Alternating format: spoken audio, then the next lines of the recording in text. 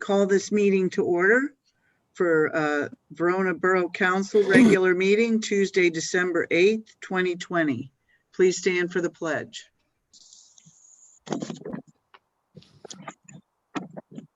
Pledge allegiance Allegiance to the flag, Allegiance of America, flag, republic for which it stands, United States one nation under God, indivisible, with liberty and justice for all. justice for all. Thank you. Roll call, Mr. Kenna.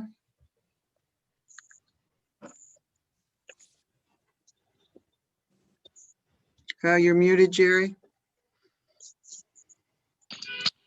I've just joined. Okay, great.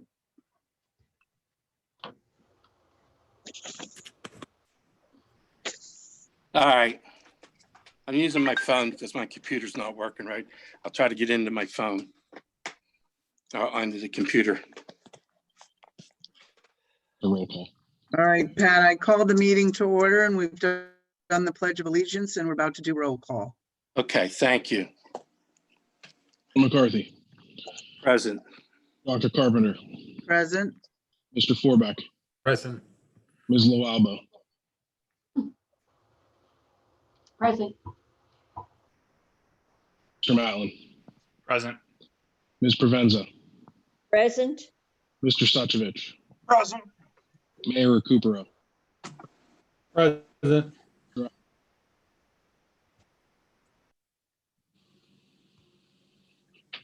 Mr. Alexander, Mr. Pitch. Present. I am also here. Mr. President, I have a few comments before we start with the registered comments, if you don't mind. Go right ahead. As you all know, I've been working as a contractor for Verona Borough in some capacity since 2013. At first, I was hired as an accountant, then promoted to treasurer, and finally as manager in 2016. During that time, the borough has transformed in several ways. Financially, this transformation has been staggering. When I started, the borough had over $100,000 worth of unsecured debt, very little financial reporting, and the budgets and audits were pretty much made up. At meetings, council members would make motions to pay bills with discretion because there wasn't always money in the account. Payrolls nearly missed. Shut-off notices at the borough building and fire department were an unfortunate yet common occurrence. Fast forward to December of 2020, and Verona Borough has hundreds of thousands of dollars in the bank, no debt besides the remaining balance of a fire truck placed into service in 2018, and the idea of a shut-off notice or late payment is a thing of the past. Streets that were neglected for decades are being repaved.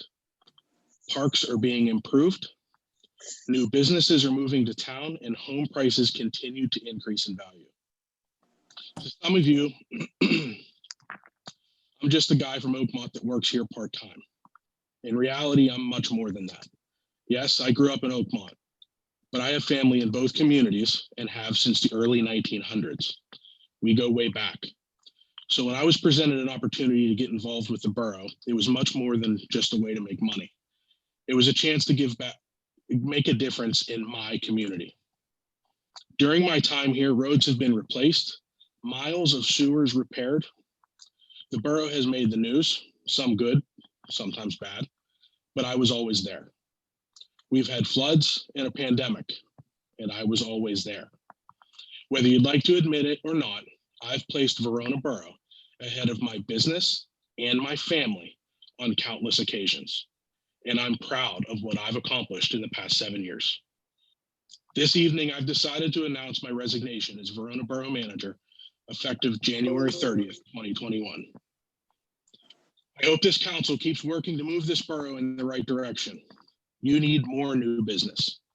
You need people to continue to buy homes and invest money in your community. You need to continue the hard work of rehabilitating the aging infrastructure in your borough. These are the priorities that will allow you to have the budget for the other projects being presented to you. Without the necessary infrastructure repair, the rest of it will be for nothing. I'd also like to express my disappointment in the way that these meetings have been conducted recently. An unfortunate side effect of virtual meetings via Zoom is that simple human decency seems to be completely out the window.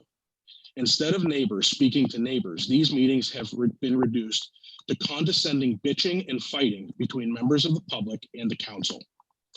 I remind you that you're all neighbors and you're here for the same reason, for the continued improvement of your borough. So instead of taking your opportunity to throw a shot, have some respect. You'll get a lot further. Finally, I'd like to thank the employees of this borough, administrative, public works, and of course, the police department. I hope the council and the public understand the tremendous amount of work that goes into the day-to-day operations of this community. Without the men and women that come to work here every day, this town will fall apart. Let me go on record and say, you need them much more than they need you.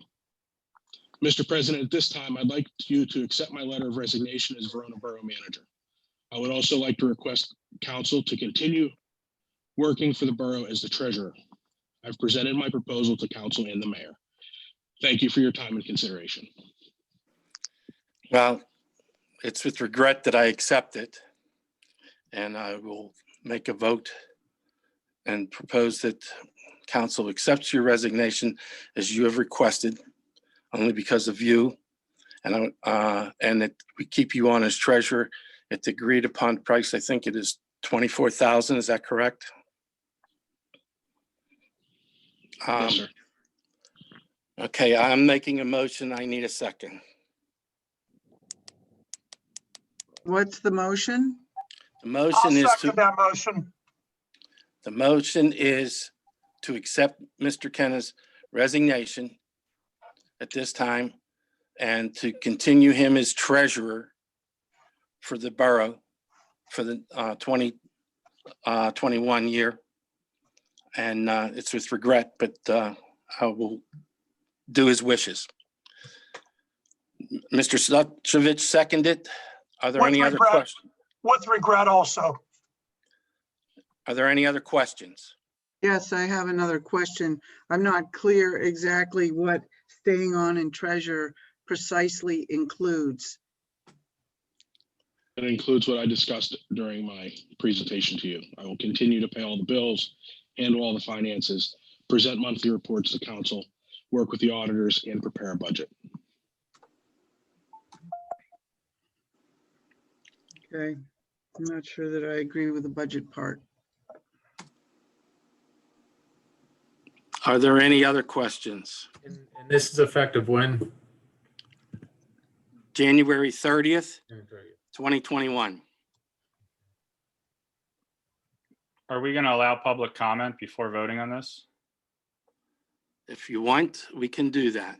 Well, it's not on the agenda, so you can do it one of two ways. You can open it up now for public comment, or you can hold the motion until after public comment to allow the public to comment on all agenda items and just include this as an added on agenda item.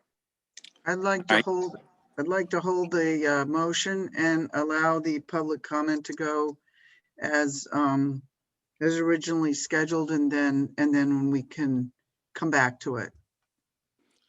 All right, we will do that. So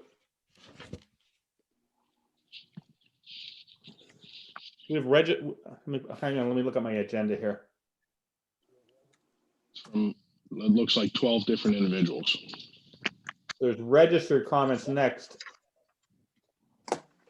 And then Well, Brett- comments on agenda items. You can flip those if you want to and do public comment on agenda items first, followed by registered comments. If that helps. Let's do that. So that we can move us along. Let's do the comments on the agenda item here of Mr. McKenna's All resignation. agenda items. You're doing comment on all agenda items, including this. And, well, I was going to say on this and any other agenda items.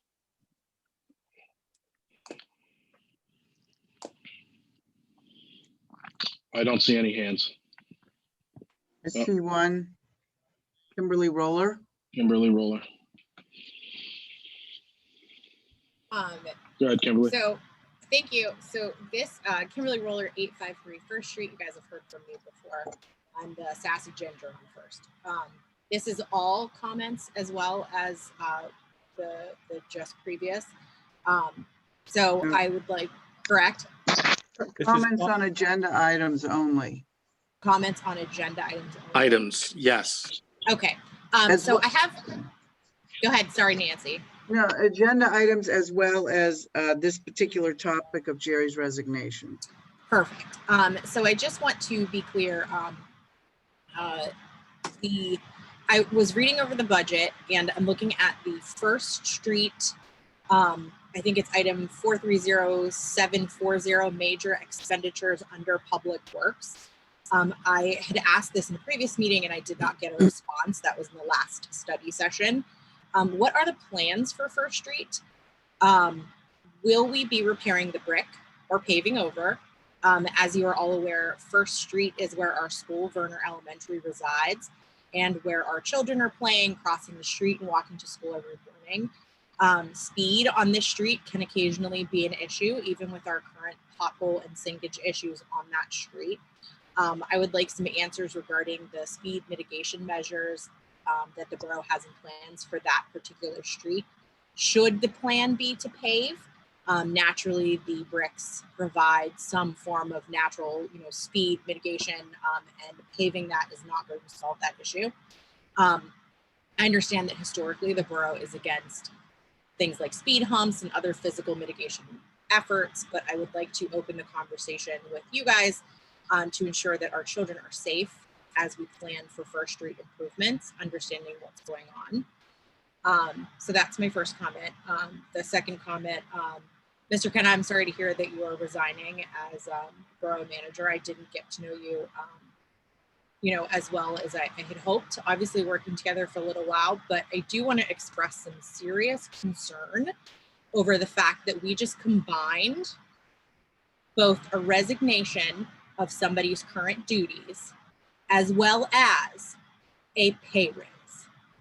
So those are two separate items, and I want to be very clear. I've served on boards. I understand how these things work. Mr. Kenna resigned. First, accept. You either accept or deny his resignation. Secondly, then you can accept or deny his pay raise that he just provided to the borough for said services. And I want you guys to be very clear on how you are voting today. As you're probably going to be hearing from very vocal members of your community this evening. While not everybody's going to be vocal tonight, your actions today will have repercussions that will affect your community, your neighbors, and they're going to hear about it. And again, I would urge you to do what is right for our borough with transparency, compassion, and a care for the place where we all call home.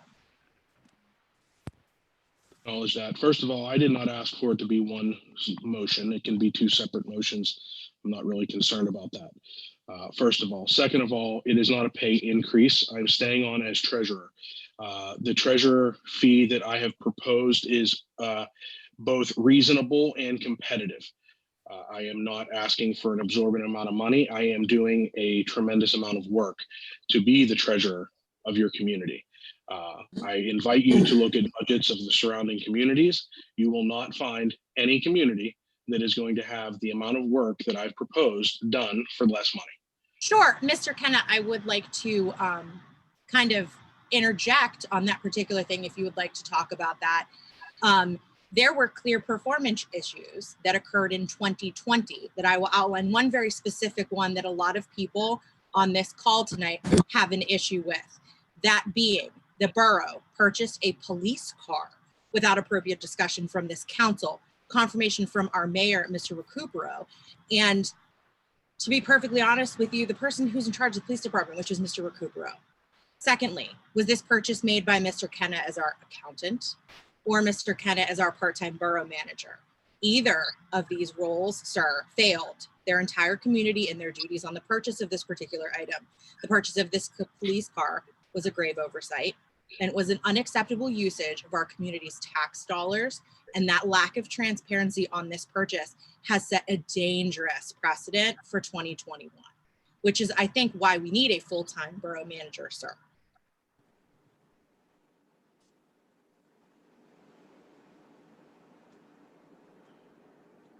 Thank you very much for your time, everyone. Thank you.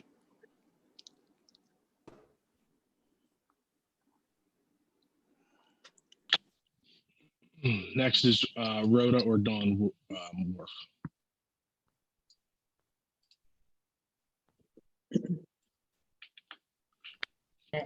Can you hear me? I feel like Yes, it's a Verizon commercial.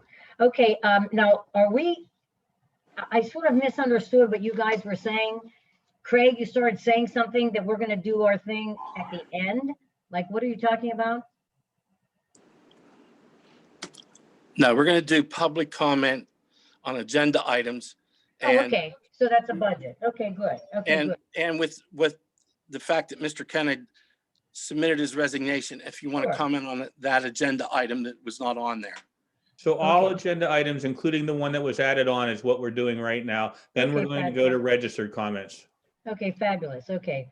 Rhoda Wharf, 636 3rd Street, Verona.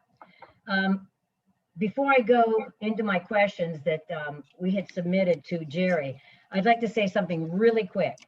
First of all, I wanted to emphasize that the asking of questions that the residents of Verona have to the council and manager should be welcomed and appreciated, showing that we, the residents, are concerned and involved in Verona's present and future.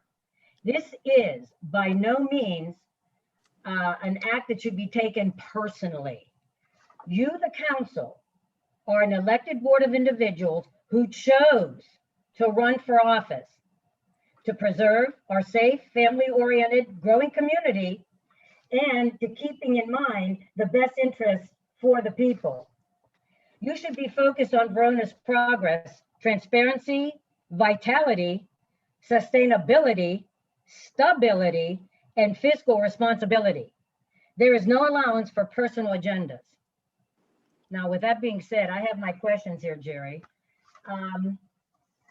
You had asked, or you had answered the one about the local service tax, and that used to be called the occupational tax. So thank you for explaining that. Now, the licensing fees you have, I'm confused on that.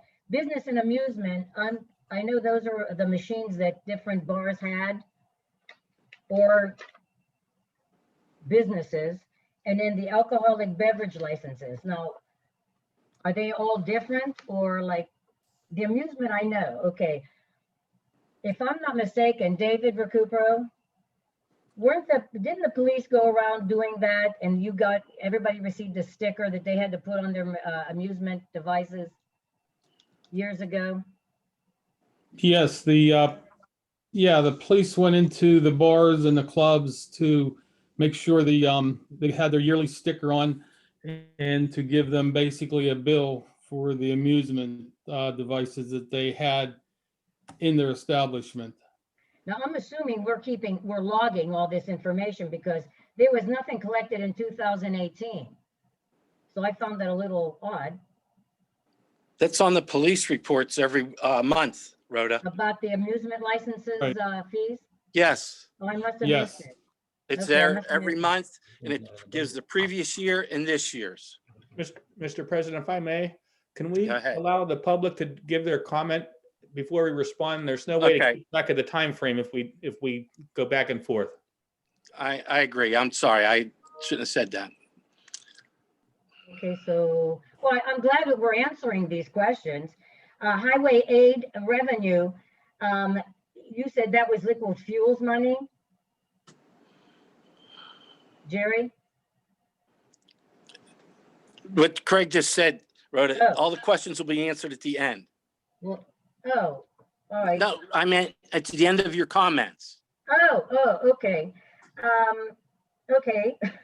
I know that years ago, we used to receive a stipend from the state because our streets crew used to snowplow ARB up to the plaza and where the pylons are. And I thought that might have been what you referred to highway revenue. I thought that might have been included, but evidently you told me that was liquid fuel. So I didn't see a stipend specifically saying snow plowing in the budget. So I'm questioning that. And also, I don't know what you have, Jerry, we get a stipend for the sewage usage from 360 homes from Penn Hills. And I don't know what that would have been under. Because we usually collect it at the beginning of the year, or we used to anyway, I'm not sure how it's done now. But, and then going back, you had said about you were still going to maintain, I'm jumping here around. You were saying about you're going to still do your treasurer report or your treasurer work, but are you also going to be doing payroll with the 24,000? Contract with my company. Okay. We're not going to answer that. Okay, so rounding everything up here, I'm just, my personal input here, I'm going to encourage the council to finish their job description for a manager, get it advertised by the year's end, and we need to quit hauling around and hire a full-time experienced qualified manager. I think that's going to be great. Thank you for listening. Some of your questions, Rhoda, the highway aid is the liquid fuels money. I'm not Okay. aware of any, we have an agreement with PennDOT to maintain the roads as far as snow plowing. As far as fees received, I'm not sure what you're referring to. As David? far as the $18,000 that we received from Penn Hills, that is part of the sewer rental revenue revenue that's in your budget. Okay. And David, okay. And who's going to be doing payroll? When you said you're going to still do the financials, are you going to include that to your 24,000? Not, that is a separate agreement with the borough. Oh, okay. So you're going to charge extra for that. Sure, for paychecks to do it. Oh, okay, good. Okay, good. I think we had those before anyway, that company before. Wait Okay, a thank you so minute. much. Yeah. I thought we stopped using paychecks and we started using Landmark Business Solutions for payroll last year.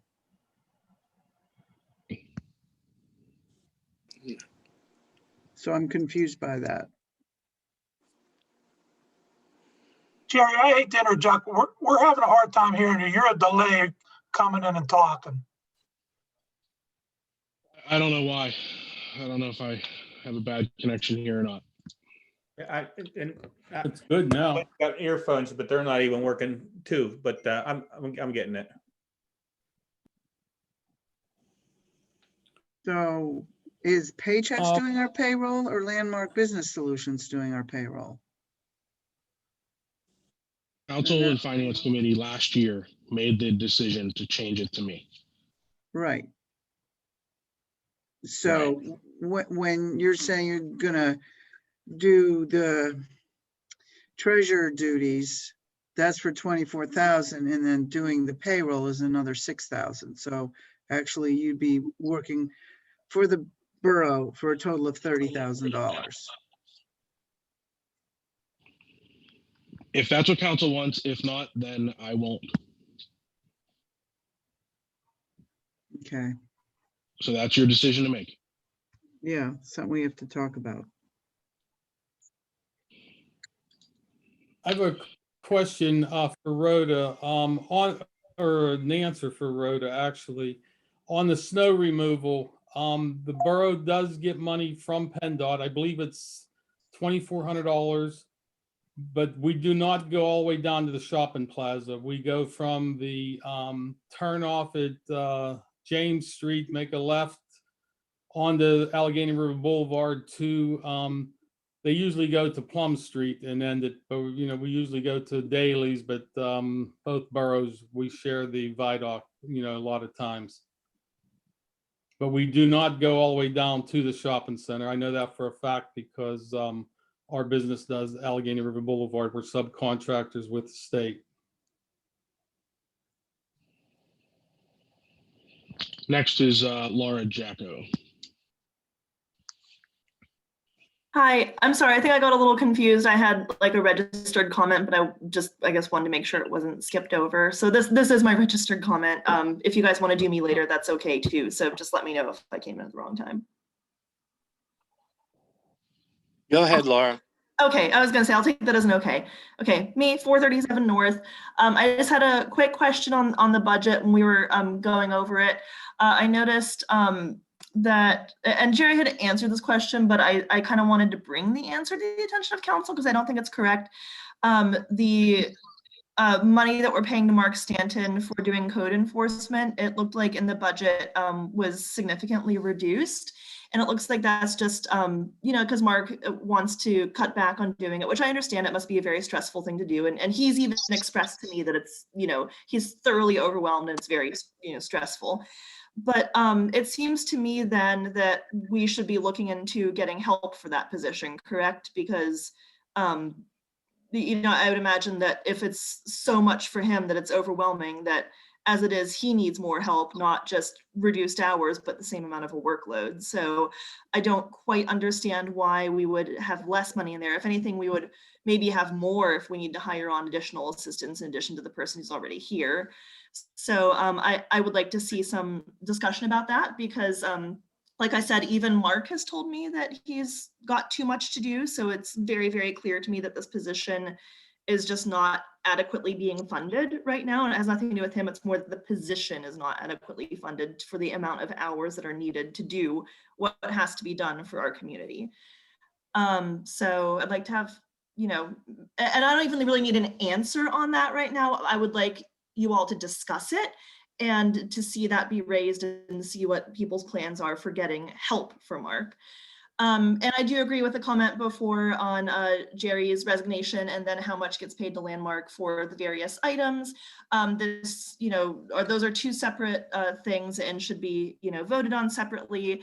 And I'm still learning a lot about how all this works, but I'm also wondering if maybe, like large budget items, I think usually go out to bid too. So I don't know if that's something that it needs to be considered or not. I don't really, and maybe I'm wrong. Maybe that's not how that works. But I'm glad to hear all the discussion. I think everybody's on the right track as to kind of how to move forward. And I do appreciate that Jerry took the time to answer some very copious questions that some of us had earlier this week. So thank you. That is it.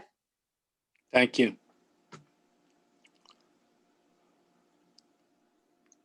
Rhea Homa. Hello, Rhea Homa, 742 Brunot Street. Mr. Kenna, I appreciate your well wishes and I wish the same upon you. Thank you for your service. I'd like to address two items on the budget. First, I'd like to revisit my question from last month's workshop meeting. I brought up line 402-312 about accountant services. I asked why the accounting services doubled from $12,000 to $24,000 between 2020 and 2021. Through email, Mr. Kenna, you explained that the numbers you provided for the borough manager position in accounting services, which are paid to his accounting company, are, quote, arbitrary numbers. And he explained that the new proposal is a more accurate cost for accounting services than previous years. I'm not here to fight about whether 24,000 is a proper accounting figure. But what I do want to express is that I find it surprising that an accountant from an accounting company didn't actually break down their work in previous years to make sure that the bid was fair for both parties, the accountant as well as the borough. As for the cost laid out for these services, accounting, like all services, should go through a bidding process, please, so we know that we are providing a fair payment. Unfortunately, this has not been completed with Mr. Kenna's company. I also have a follow-up question regarding line 410-110, full-time borough manager position. I understand that hiring a full-time borough manager takes a decent amount of time and we're getting very near to the end of the year. However, I have not seen any advertisements for the position and I was wondering if it has been posted yet. And depending on the answer I may have a follow-up. No, it has not been posted because there were some other things taking place that we thought we didn't to work on it, but no, it has not been.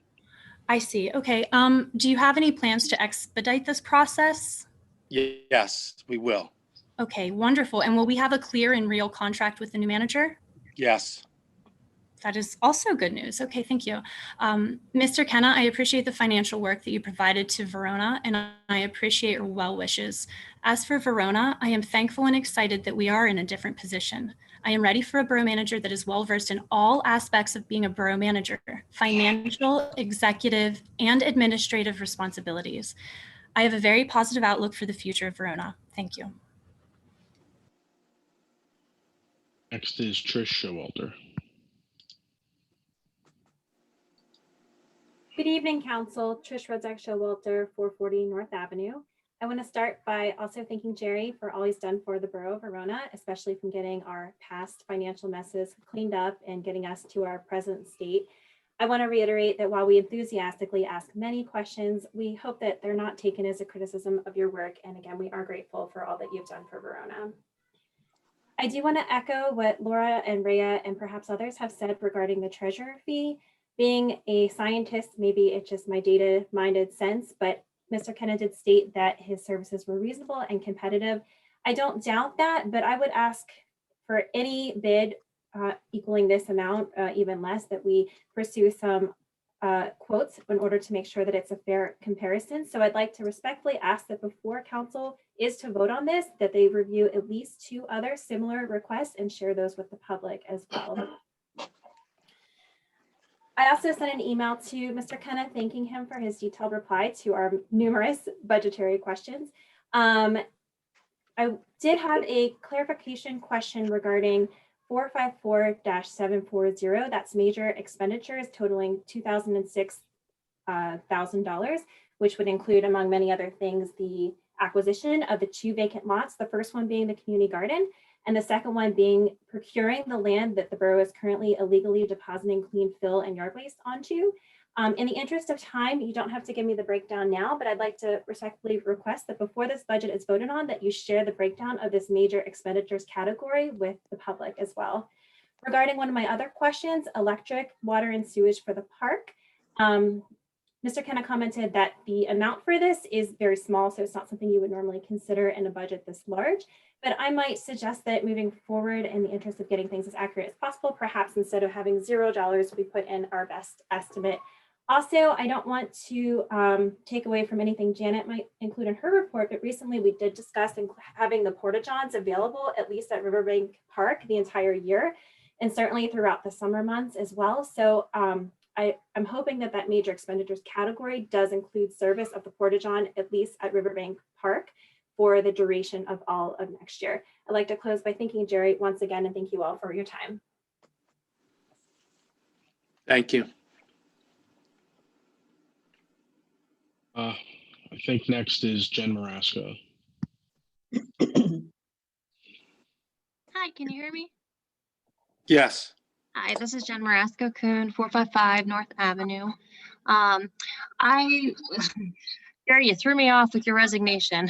I had a whole speech written up, and we just want to thank you for your service. You have taken Verona out of a very precarious financial state, and with the community and the borough, we've grown, and we're very excited for what is in store for the future of Verona.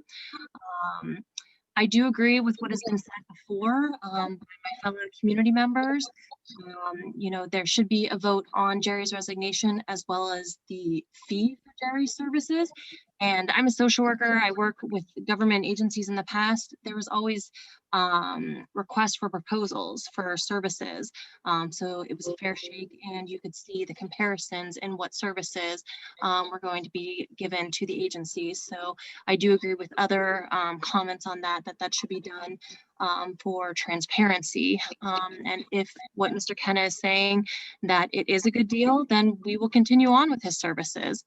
I do just want to thank everyone for their time and appreciate your service.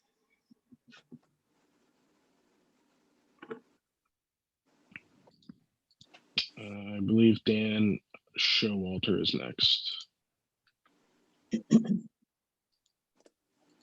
Hi, everybody. Can you hear me? Yes. Wonderful. First and foremost, I'd like to thank Mr. Kenna for his service as the borough manager. From what I do understand, in the past, the borough was actually in a pretty rough situation, and financially, you did pull us out of a significant hole. So I would like to say thank you very much on that particular front. In the interest of transparency, we probably should have multiple bids for the treasurer position. But I would like to personally say that all things being equal, if everything comes in generally the same, that Mr. Kenna actually probably would be a good guy to keep on as our treasurer. he did do a good job at that position. So you can't deny when somebody's done a good job at a specific thing. Going into very specific comments, in the budget, we have a particular section about seizures during a drug bust, essentially. I don't know if the borough actually gets any monies from a particular drug bust, or if that just goes to Allegheny County overall. But if we do, I would like to suggest that possibly we would hold that kind of monies in reserve and use that as a bonus for our police officers at the end of the year. A little extra something for the holidays. Nice. Now, regarding the overall comprehensive plan, on the budget from year 2017 through 2019, the borough spent approximately $34,000 on a comprehensive plan. I have contacted Town Center Associates and still waiting for a reply from them. But my question is, Jerry, do we have anything resembling a comprehensive plan for the $34,000 that we spent? Do we have half of a plan? Because from what I understand, the general amount it takes for a comprehensive plan to be put together is $50,000. Am I correct about that, Mike, or am I speaking out of hand? Well, that was one quote we had, right? Okay. So that $34,000 that we spent over 3 years prior to Mike being elected, I was just wondering, do we have anything? Do we have half a comprehensive plan? Do we have a sheet of paper? Do we have anything to show for that monies? Is that all your comments? I'll go through and answer a couple of them. Dan. For me, yes, that would be just about it. Thank you. As far as the seizure money, we sometimes receive that. I think the chief during his report can probably reiterate, or probably President McCarthy with his law enforcement background on how that works. If we receive anything, it takes a tremendous amount of time. The amount we receive is from the feds. If the seizure is from the state or district attorney level, that money goes to those offices. If it's a federal drug seizure, we would receive a possible percentage of that. That percentage could be 3%, it could be 10%. It takes a long time for that to happen. The other thing too is that the feds make it, there's rules on what we're allowed to use that money for. That money has to go toward drug enforcement of some sort. So I can't answer whether or not a bonus for the police officers would qualify. In the past, we were able to upgrade our vehicle to a Tahoe that year as part of that drug seizure money because that was going to be considered an allowable use of it. But I would let the chief or the president to reiterate on those rules. As far as Dan,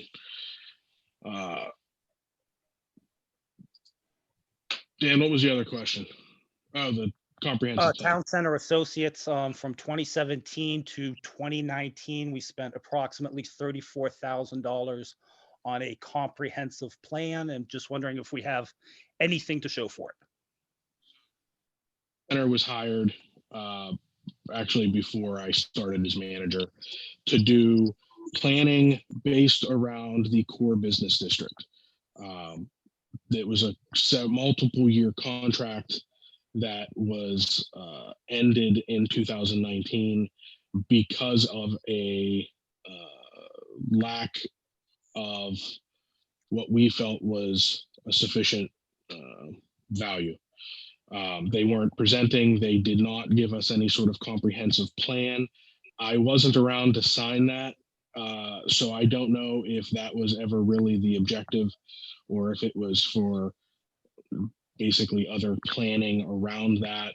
I don't really know, but that's why we haven't paid them since 2019, and they're not on the budget going forward. Looks like Joey. Wait, Warren. let me answer Dan's question on the seizures so that that's resolved. Under Pennsylvania statute for seizures, all money seized in drug cases go either to the district attorney or the state attorney general's office. It is then used for drug enforcement. No local police departments get any of that money given back directly to them. Under the federal system, if a local police department is involved in a federal case, they file a form with the U.S. Marshal Service. The U.S. Marshal Service, once they get all the forms in, then review those forms. And the police departments put in a percentage that they would like. The U.S. Marshals review those forms. They determine the final amount of money that is seized, and then they determine the percentage that that police department participated in the investigation, and then they get a percentage sent back to them, and that money is for drug enforcement as well, and for the police department. You cannot use it to give personal bonuses to police officers in either case. Thank you. Thanks, Pat. And it looks like the final person is Joey Warren. Go ahead, Joey. Thank you. I have a couple of things I wanted to have for the agenda discussion tonight, and then for the new business. I also want to make a couple of remarks. First of all, for the budget process, I just want to share how difficult it was for me to get public information of the budget, not in the PDF form, but in the original Excel form, and how difficult and how I had to ask 3 times and had no response from council when it was brought in from the borough manager for me to simply get public information, for me to receive, for me to go through as a resident, and for me to raise questions if I should have questions. I think that process, and I still have not heard from council members through the email chain, but it seems that many of the people on council defer to the borough manager as an 8th member of council. That's not his role. It's not his responsibility. He works at the will of you, and you work at the will of us. I think it'll be best understood if people maybe realign and find out what their true role is for them to do their job right. That is just for me to tee up a couple of things I want to bring up with the budget. But before I do that, not only that, but over the past few months, just after this evening, just kind of wrap this up into one spot, but the tone and demeanor that you bring to some of these meetings, borough manager, I think might be matched by some of your remarks. I think that in recent months with some of the eye rolls you have, the just you have when challenged, which is off-putting, the stance when ever asked any question, that you are immediately in the defense. I think that's a true reflection of sometimes how you operate. When I wanted to know if I could have the Excel sheet, because I wanted to truly audit what the budget was. And anyone that does anything that has to do with finance knows that you can run formulas, you can sort by keywords. And as I did take a look at the budget that I finally got on Friday, after a couple of days of no response other than no, you can't have it, you can use the PDF, I made it available. There's over $100,000 in miscellaneous and other expenditures, which I think is a telltale sign of either, well, a couple of things. Either the people who are supposed to have taken a look at this, who are going to be voting on it, or the preparer. Where? If you have over $100,000 worth of miscellaneous and other, I think that's an issue. That should be a red flag. I understand that, there's a number of things I have questions on, but I don't know it's a drop in the bucket for you guys or not, but for over $11,000 for cell phones I don't know who has cell phones with the borough. The $100,000 in miscellaneous and other costs. What I find to be confusing too is as I take a look at this, it is very confusing because I'm not sure if we employ a business or if we employ a person. President, to use your words, you started after, I don't know if it was a resignation or an audition or if he was applying for a job or what it was, but it ended with an insult to the community. But you said it was his wishes. It's not his wishes. He might offer something, but we don't do things at the wishes of an employee. Council. And this is something I think should be taken more seriously and with a fine-tooth comb for things that have to roll up to a $3 million budget. some of the things that I heard tonight, I think were an unfortunate use of words. And like I said, I wasn't sure if it was a resignation. I'm not sure if it was, there was an offer to stay. Then there was an insult. I mean, for someone that just asked for us to spend $30,000 for them next year, they resigned. They applied for a position that's not even been posted yet, I guess, unless they budgeted it for themselves. But then you said that we've been reduced to bitching and we throw a shot when at this is not how we work. I'm a resident. I pay taxes. I volunteer. I have a full-time job. And yes, I do review things. Yes, I do bring things to the attention of our elected officials. But to say that we've been reduced to bitching, I could not understand that it would make sense for anyone on this council to hear what they heard tonight and then to rehire somebody with the tone and demeanor that's not only gone on for months, but in a letter of resignation to offer that we pay them 30. I don't know if it's the person or the business still. I mean, this is the most confusing part to me. When I take a look at the budget, you have a borough manager, you have other admin, you have an assistant borough secretary, you have a receptionist, there's a payroll service, there's auditing service, there's accountant services, and we still don't have a full-time manager with that list of people. And I don't know what's a person. I don't know what's a paycheck to a company. I don't know where it's been blended together. And to be honest, I'm going to guess and say that's why the Excel sheet with a $3 million budget is why I didn't get it after my first ask, my second ask, and I had to wait to get it again. And for those of you that are on the finance committee, ask a couple of questions. Ray, Nancy, and Mike, whose recommendation was it to pursue the option that we heard tonight? I don't know if this is the first you've heard of, but it's in our budget.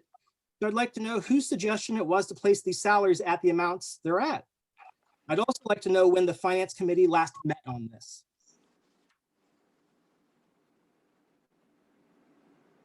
I guess this would be questions and also comment. I don't know if I'm going to get an answer at this moment. I know that you had said that you'd like to have comments made first by individuals and then you'd address them. I would like to also say one more thing with, the circumstances we were in 2013. I'm not sure who's on council now that was on council then that Jerry was saying that you didn't have your stuff together. But for anyone that's still here, I don't think we owe favors to anyone. I don't think we have to grant any wishes to anyone. And you know what, as we do grow and have more businesses, families, we have more earned income taxes, our real estate values go up. I'm not counting on you as a resident to bank our money and pay other people. I'd like you to reinvest it. I'd like you to use it. It's not impressive to me that you're not spending dollars that I'm giving to you. And when you do, I don't like to see them spread out to 7 different people as a salary. You don't know who's who or what's what or what's a business or what's a person. So I would say that you have a lot of reviewing to do. I would say that you have a lot of math to do. And I will also share with you, I went through with a fine-tooth comb. I've done 2 terms as a council person in another community. And for anyone that is going to vote on this, I would ask that you say it very confidently, or you ask some really hard-hitting questions this evening after public comments are done, because I have a list of 33 questions I'd like to have answered. And I think about 15 of them I've checked off. So with due diligence, I'd like to leave my comments with that. Well wishes to whoever's moving forward or staying. I'm not sure what's going on. And thank you for allowing me to speak during public comment. Thank you, Joey. Listen, I'd like to answer a couple questions real quick. Yes, when we saw the budget, that's the first as a member of the finance committee that I had heard of it. We looked at it and reviewed it and talked about it. I'm not quite sure how I feel about the whole thing. I keep bringing up various aspects of it. I won't go into all that right this second. And the last time that we met, and the only time that we met, was on November 18th to go over the budget once it was written and presented to council on the 10th of November. I also want to mention, Jerry, Rhoda and Dawn, they have their hand up again, but I think it's because Dawn wants to talk this time. Rhoda talked the last time.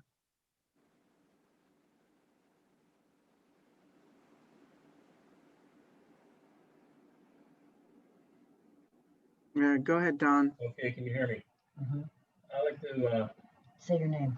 My name's Don Wharf, 636 3rd Avenue, and these questions are concerning the revenue for the newsletter and the expenses for the newsletter. Looking at the entries for 2017, 18, and 19, the amounts that the newsletter revenue brought in is greater than the expenses. According to the newsletter expenses, they're much lower than the income that was brought in. My question is, what happened to the excess money? If this is correct, what happened to the excess money? And I guess I'm directing that to the borough manager. Is that your only question, Don? No, I have another question. Oh, I'm sorry, I have another question. In response to one of the questions, Jerry stated that he doesn't recall the newsletter staff ever requesting requests for bills and information.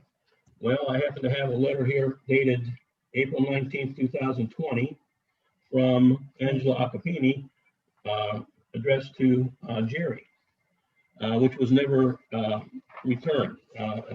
He never returned a response to Angela.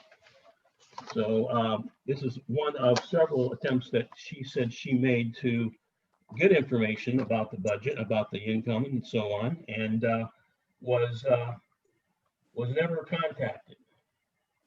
Another item here is the September 2020 September collected year-to-date income for the newsletter. As an entry, Jerry, you have $6,300. Well, there's 4 quarters that we collect, and one of those 4 quarters this year, we did not collect any money at all. And I don't understand why it's $6,300 shown here, when it should be much less than that, since one of the quarters was not collected. It should be a little bit less than that. And lastly, I'd like to know why traditionally we always had $6,000 set aside for contingency in case an emergency such as the COVID virus this year happened. We had $6,000 set aside, borough money. This year you propose to lower that to $4,000. I don't quite understand why.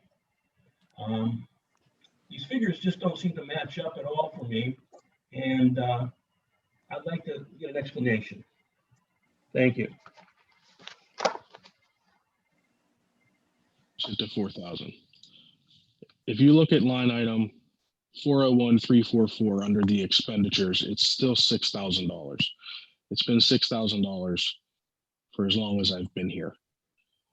The amount that's $4,000 was the expected revenue.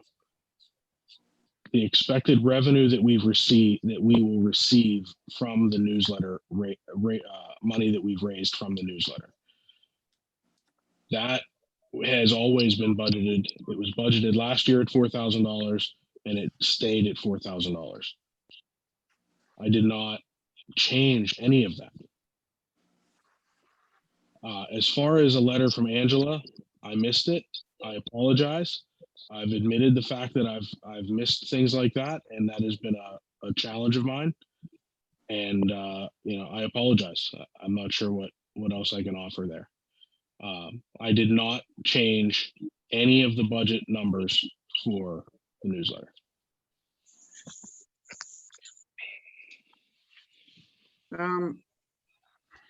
I just would like to make a clarification as I understand this question. I think that, now, again, this is a question of mine that pertains to the question that was just asked. Money comes in that is given by the newsletter committee through Angela to the borough, and then money for the bills for the newsletter is paid by the borough. Is that correct? Is that correct, Jerry? I couldn't hear you. Yes, okay, I can't hear you, but anyway.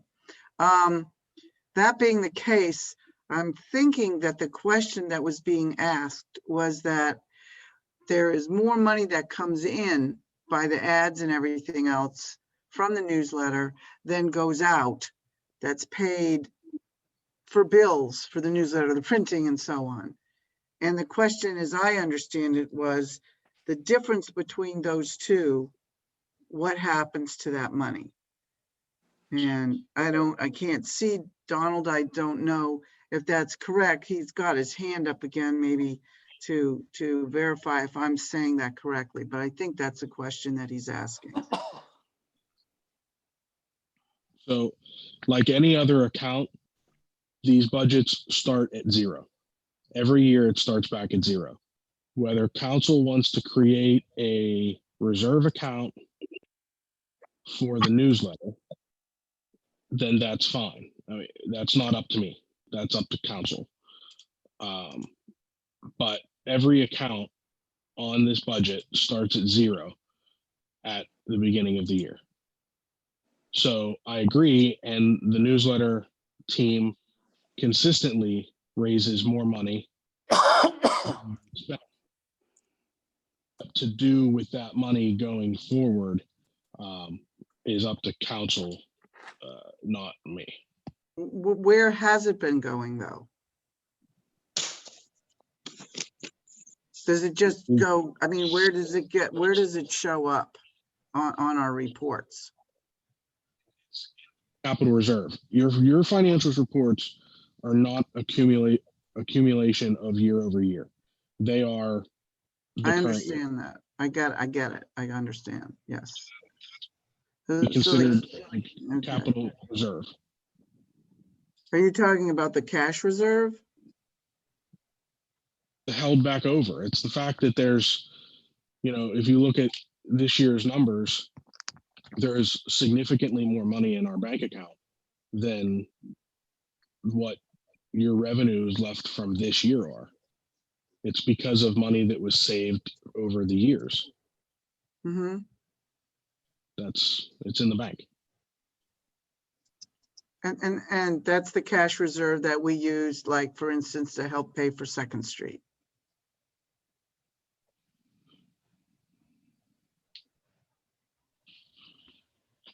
Correct. Okay. I don't know.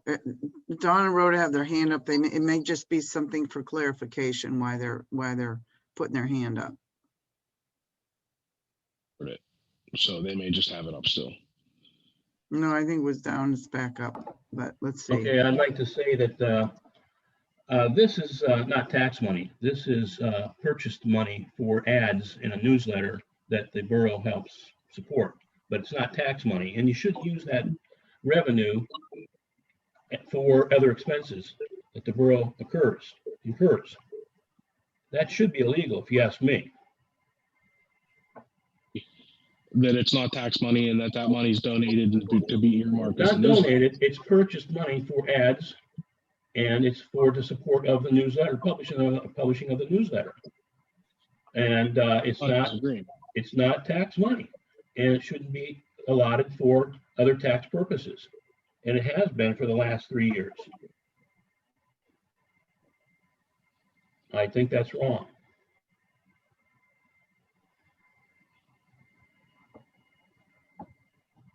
Any response? I'm sorry, Don. I don't know how to answer your question. Pretty straightforward.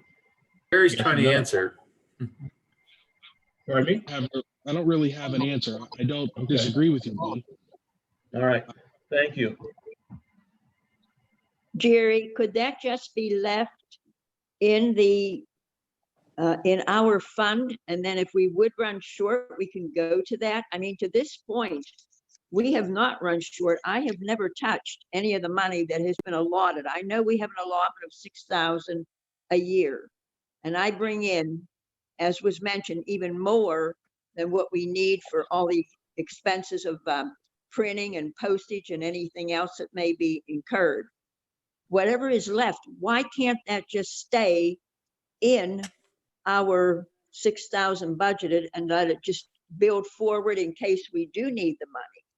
Even this time, I was very concerned, and I expressed this to Dawn and Angela because I handle all the ads. And I said, I don't know how we're going to do because of COVID. A lot of the stores weren't open, a lot of the businesses.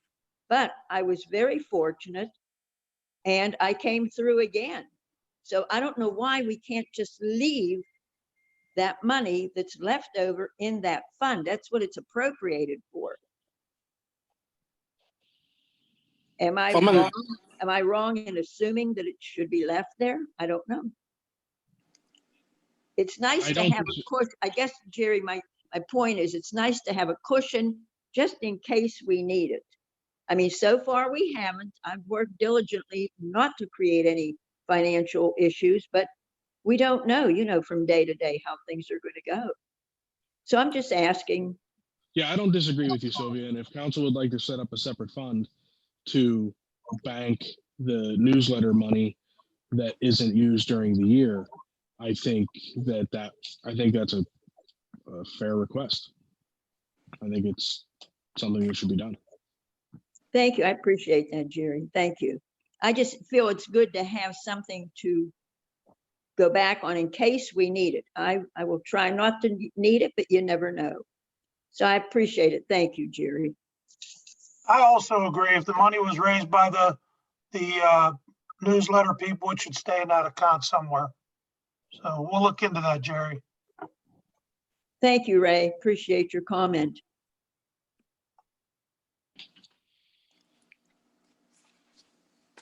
Okay, So- are there any other registered comments at this time? Okay, so there's I've kind several, of lost track. there's several people who were on the registered comment list who have not commented yet. One is Right. Stephanie, and she has her hand up. Okay. I can't see that on my phone. Okay. Hello, I'm Stephanie from 448 Center. I'll just use this as my registered comment.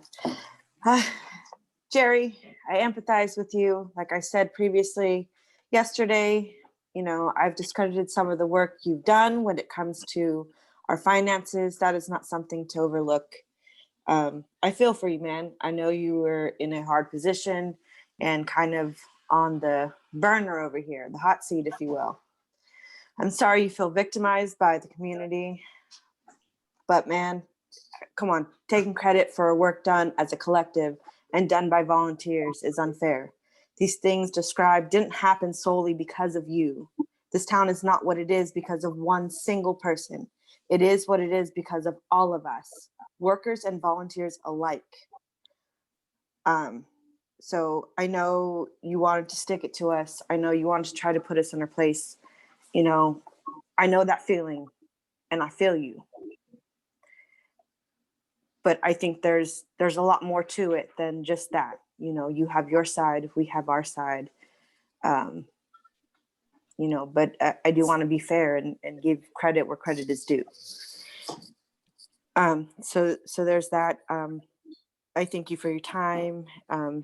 And I'm sorry you're resigning and that this is how it ended. Nobody ever wants these things to be, you know, this way.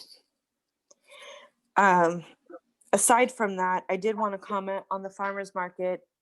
We did raise the vendor fee for the 2021 season from $50 to $75, and that is just per season.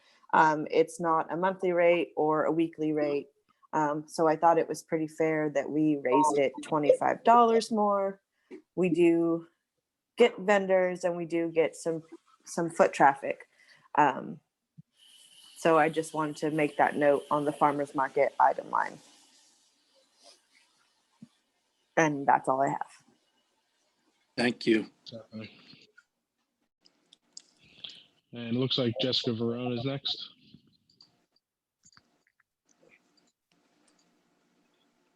Hi, everybody. All right, so this is my registered comment. I think they're all kind of getting jumbled together. Jessica Verone, 722 Bruneau Street. So I think one of the hallmarks of a thriving community is when there's a lot of interest and engagement from the residents. So I think our council should be really excited to see so many members of the public here tonight that are dedicated to the well-being of our little borough. We're really coming out to express, I think, love for our community through the many questions that we have about the budget, about what our plans are for 2021. And we know that 2021 also marks a pretty significant milestone for Corona when we celebrate 150 years. So what better way to honor our sesquicentennial than by giving a special attention and a fresh perspective to rural operations and by hiring a full-time manager. I'm very excited about this. I see that you've got that $70,000 in the budget for this purpose, and the public really does need to know what your plan is to position and on what time frame. The budget has been discussed already at the workshop meeting. It seems like you guys have not been able to come together with a plan before this meeting tonight. And I know like Jerry's resignation has kind of thrown a wrench in things, but you know, I think that's something that is going to need to be shared with the public in some capacity. And in the past, I haven't really been too impressed with the information that's being shared with the public. It's tough to get that out of council. So I hope that we can do a good job to get that out. I also think I speak for many community members when I say, you know, we're really excited to have this opportunity before us, and I'm looking forward to having one person with experience and a passion for public administration that's focused on growing our community. I think that's a skill set that is unique and has been missing from our borough. I also wanted to comment on the fee for accounting services because I think that's something that several people have noted. It's doubled. I saw in an email that some community members sent to Mr. Kenna with questions on the budget. He responded indicating that it was a quote arbitrary amount and that it was part of his proposal if he wasn't going to be kept on as borough manager. So sounds like that's the plan. So I don't know if council you've received this proposal or if you've reviewed it, determined if that's a fee for services that's appropriate. Other people have brought that up. You know, it seems like it would be a good idea to do some due diligence, send it out for bid. Maybe it is the right amount of money. I really have no idea. And I would think that none of you have an idea either, unless you know, frequently hire accountants in your day job, and that's something that you're used to seeing, that those money and those kinds of quotes. I also hope that we're going to be able to improve on a few things in the future. We did not have a contract for services for our borough manager that outlined his job duties and scope of services. And I think that was a real detriment to our community. We really need to make sure that we have that tightened up for future contracts.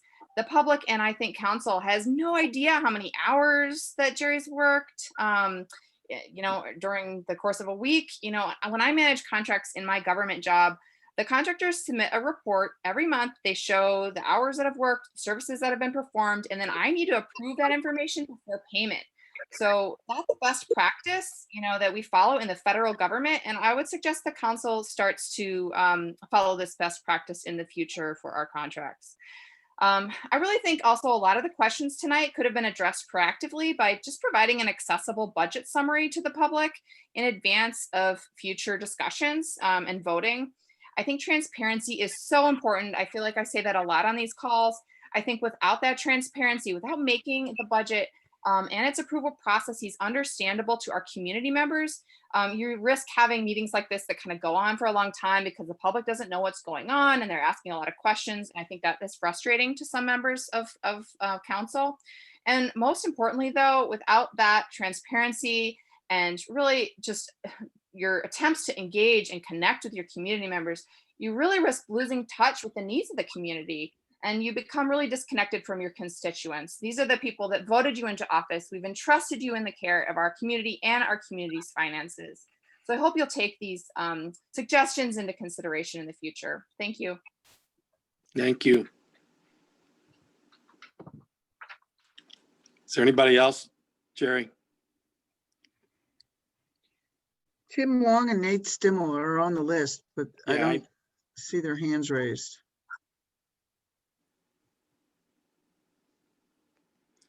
Okay. Is there anybody else who has a comment on agenda items at this time? There's Nathan Stimmel.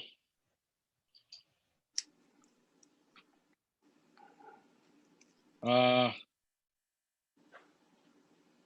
have to promote him to a panelist. It says a lot of talk is not available because Nathan Stimmel is using an older version of Zoom. So I have to promote him to panelist in order for him to speak.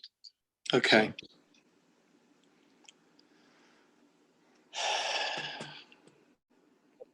Camera, Nathan. You're muted though. There you go. Okay. Thanks for the promotion. I feel honored.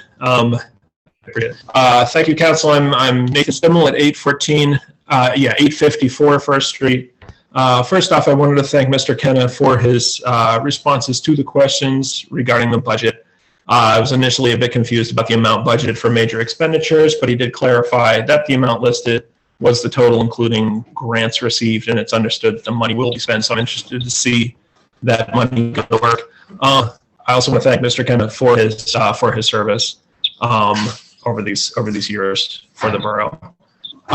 Just want to add that I'm very happy to see the council's dedicated money for a full-time borough manager salary in the coming year. I just feel like I'm adding my voice to the chorus. I think it's important at this stage to have someone who'll be devoted to the workings of the borough full-time, and the fact of you council members allocating funds to a full-time position is a promising sign that you also recognize that need. If I understand correctly, some members of council have met with former Pittsburgh Council President, Mr. Doug Shields, about filling this position on a temporary kind of transitional basis. Very excited about the prospect of Mr. Shields coming in on the interim. I know it's not, definitely not set in stone, but just the fact that you're entertaining the possibility is pretty great. He's obviously got a wealth of experience and expertise that could be a great benefit to our town. So I really hope council will take him and all that he brings to the table into consideration. And of course, that they'll be moving forward with a full-time appointee soon. That's all for me. Thank you for your time and happy holidays. Thank you. Same to you. Sure.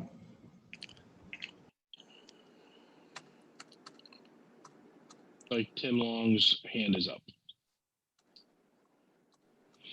Hey, Tim. Hello. Yes, I would just like to say that everything that was said tonight was well spoken by every member of our community. I am glad to see that we will be getting a full-time borough manager and think that this needs to be advertised as soon as possible. It's something that this town needs. So that is all I have to say. Thank you very much for your time. Thank you.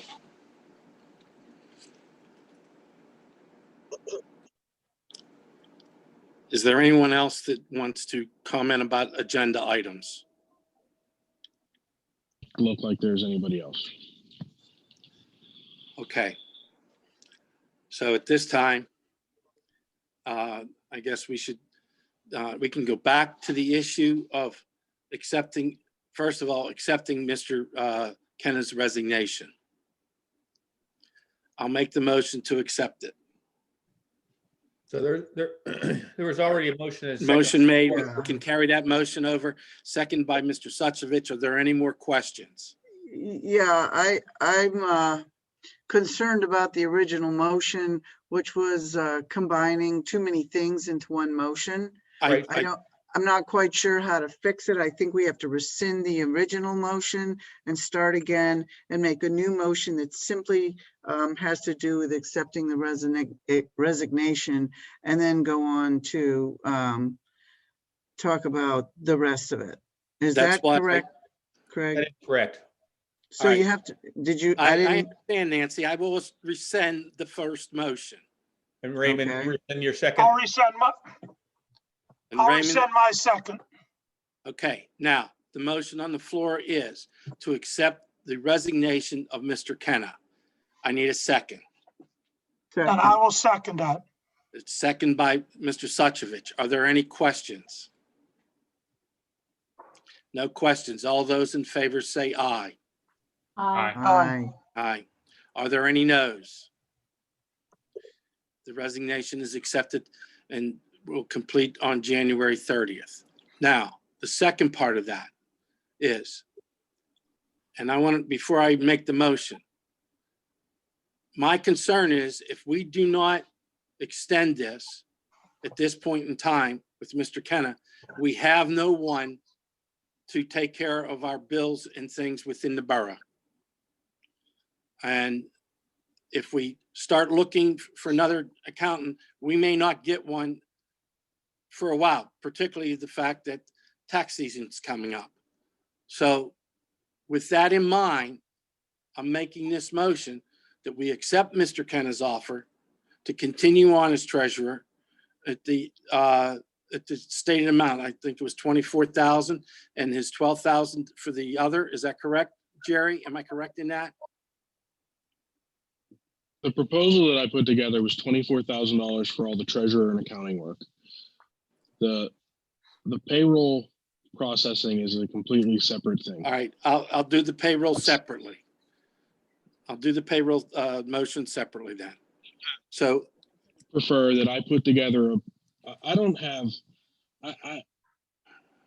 anything to hide. I don't have anything to, if council would like me to put a proposal in writing that you can research and get competitive bids, I don't mind. My fees are fair, and I would like to stay on with the borough, but if I'll present a proposal. I have no problem with that. all right, then how All will right. we? I have I prefer that. Hold. I have a I'd like- question. Yeah, me too. If we have Mr. Kenna until the 30th of January. Am I right? The 30th of January. Correct. If it's the pleasure of council, why don't we get Mr. Alexander or whomever, I'm not sure who does it, to get a proposal together and get somebody to get us a bids by mid-January for the job. That's what everybody wants. And that way we're transparent and we get this done right. But Mr. Kenna will be paying the bills until end of January.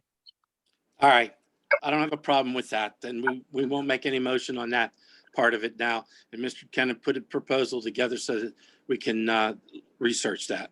Thank you. So my question is this, the budget and the pay structure that's currently in place goes until December 31st. So I'm not sure what happens between January 1st and January 31st in terms of, you know, what happens with the pay structure. I think that it's something, as just discussed, that needs to be dealt with in more depth. And for one thing, there needs to be, I think, we need to start having contracts. So we would want to put together a contract with Mr. Kenna regarding exactly what he's going to do for the borough and exactly what he's not going to do for the borough and how much he'll get paid and what we decide upon. And I don't know whether we want to see what the market would bear. I mean, I understand, Jerry, you want to stay with us. I think a lot of people want you to stay with us. I'm just not clear. So I just wanted to point that out. I think maybe it's best. It's December 8th. We have until the 31st, as I understand it, to keep things just as they are. Now, Jerry's saying his resignation as borough manager is ending January 30th. Is that, are we going to continue with the same pay structure from January 1st to January 30th, or is it going to change for that 30 days? I'm unclear about that. I'm not sure how we work all this out. I'm not an expert in this area, but I think that we might need to have some meetings together before the end of the year and maybe come back for a workshop on December 29th with what we've figured out. One thing, go ahead. Jerry's talking. Oh, I can't hear him. I don't see why it would change. Well, why, what would change? His fee. Current the fee would 30th. stay the same until January 30th. Okay, well then, don't we need to, I don't know, have something at least in writing, you know, a brief contract that says that, because our budget doesn't indicate that. And I'm asking, I'm not sure. I don't know, Craig, if you can weigh in here, but I just don't know that there's a new year, there's a new budget. It's very confusing to me about what we do in this situation. Excuse me. I think this, I mean, you've accepted Jerry's resignation. He's offered to stay on to the end of January. And I don't know the answer of whether there's an increase in pay because we're in a new year versus the current pay schema. I mean, that's just not a question I can answer. That's council's discretion. Well, like I'm saying, I think we need to meet about it, discuss it, and, you know, come up with a solution. We're good until December 31st, that I know. But I'm not sure that legally or, you know, how things technically are supposed to work in this kind of situation, that you can just roll over into the new year and have, and do we change the pay structure? Do we keep it the same? Do we have a contract for a 1 month that says we're going to keep it the same? And the president and the manager and the solicitor sign it, or the mayor, I don't know, somebody, we got to sign something. We got to have something in writing. I guess what I'm saying. What were you saying, Mike? Here's my proposal to a simple solution. Mr. Ken has agreed to stay on till January 30th. He writes up a proposal that for those 30 days, if his salary stays the same as it is now as borough manager, and for the accounting abilities, and then writes a separate proposal for the ongoing after January 30th for the accounting items. And then that way he can submit that to Craig, and Craig and I can sign it. And then council will be assured that he's not being paid anymore, and he's not part of that anymore budget. We've budgeted money, and if we don't spend it, we don't spend it. If we spend, you know, in a budget, it's the budget, like in the police budget, we recommend salary for police. I use that as an example, and we haven't spent it. So it's still there.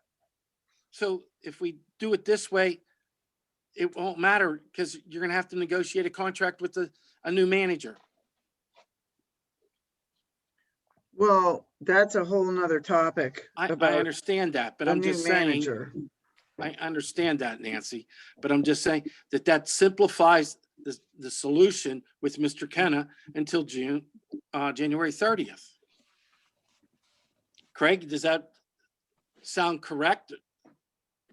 Yeah, I'm fine with that. I just want to clarify an issue. We've talked about a lot tonight about contracts for the borough manager and other folks, perhaps the treasurer or accountant. And I just want to, there's a lot of people in the public here today, so it's a good time to talk about it. You're really not allowed to create contracts that tie the hands of council with regard to your appointed officials and your consultants. They serve at the pleasure of council. When they recodified the borough code, maybe a little bit before that, they did put a provision into the borough code that allows you now to have a contract. In the old days, you couldn't even have a contract. You just served at the pleasure of council. Your borough ordinance gave you what your job description was. But a lot of places tried to put severance pay into play so that the incoming council couldn't terminate the borough manager when maybe they got the majority. So the borough code is clear that you can't do that. You can put some reasonable severance into a contract, but the contract's only good until the following reorganizational meeting. So for instance, if we start in February or March with a new borough manager, any contract that's put into place is only valid until the following January, because when a new council comes on board, they get to they get to create the terms of what the duties are for the borough manager and the compensation and all that. You can put into the contract the duties and the expectations, but it has to be clear that your consultants serve at the pleasure of the appointing board. I serve at the pleasure of the appointing board. The borough manager, every consultant, the treasurer, if he has a separate contract, serves at the pleasure of the board. So while you can put those expectations in, and we came up with a very, very detailed job description for the borough manager, and that pretty much is going to be the contract, I would presume, for that position. Mike sent it to me today and asked me to comment on the yellowed up areas, and I'm going to do that probably tomorrow. And yeah, we will put together a contract that complies with the provision of the borough code, as limited as that is. Okay. Okay, so I have still a question though. I'm thinking about a contract, and I'm not meaning like that it has dates in it, but a contract like what you're talking about, Craig, which has expectations that has to do with being the treasurer or the bookkeeper or the accountant or whatever we're calling it, which I'm not even clear about what it is. And I think we all need to take some time to study that and look at, you know, what that's going to be going forward after January 30th. I was just looking at, to me, there's two separate issues. There's the issue of the borough manager, and Jerry's going to be that until January 30th. And we can make an agreement, a contract, whatever you want to call it, for that month. I think, maybe not legally, I'm not sure. How do we extend what's happening right now?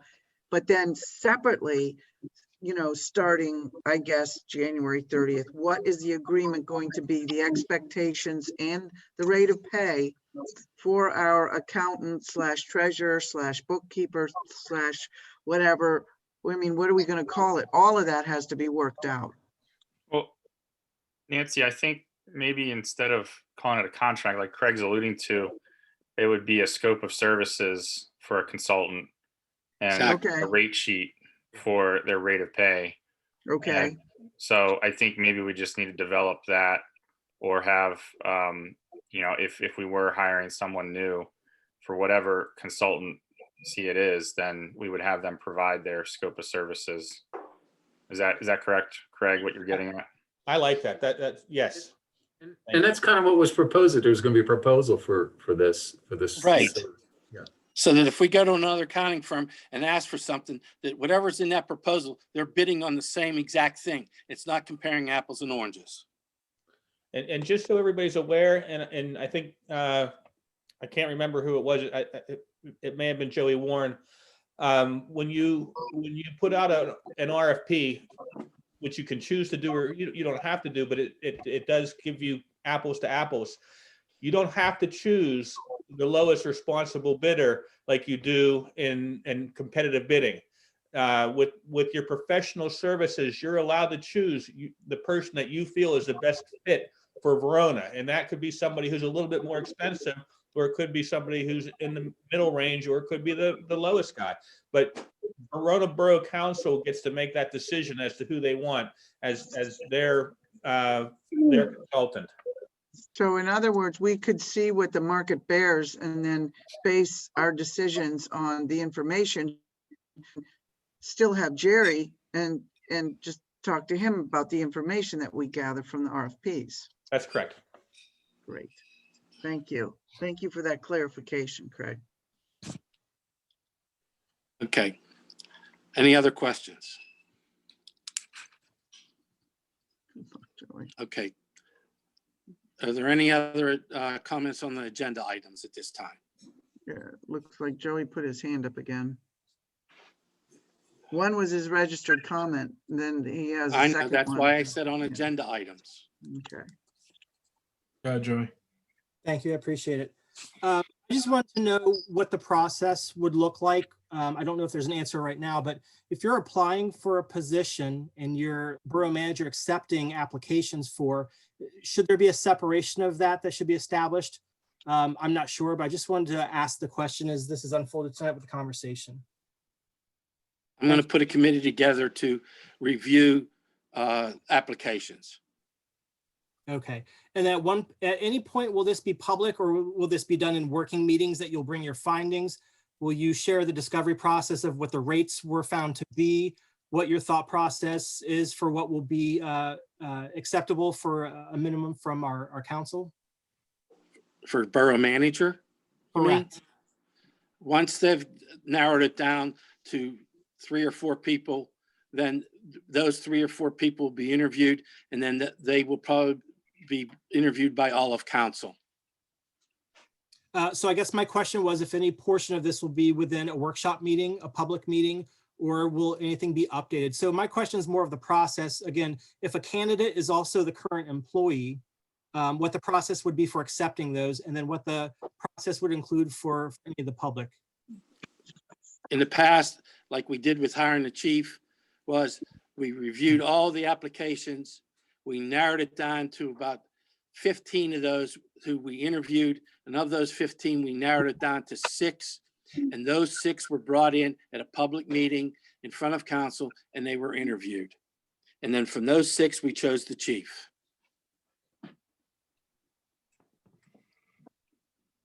Okay, I guess for my public comment, just a couple more things to note then for this. I think as it's been shared tonight, to meet expectations, you're going to have to define them. So I know there's a challenge to doing this.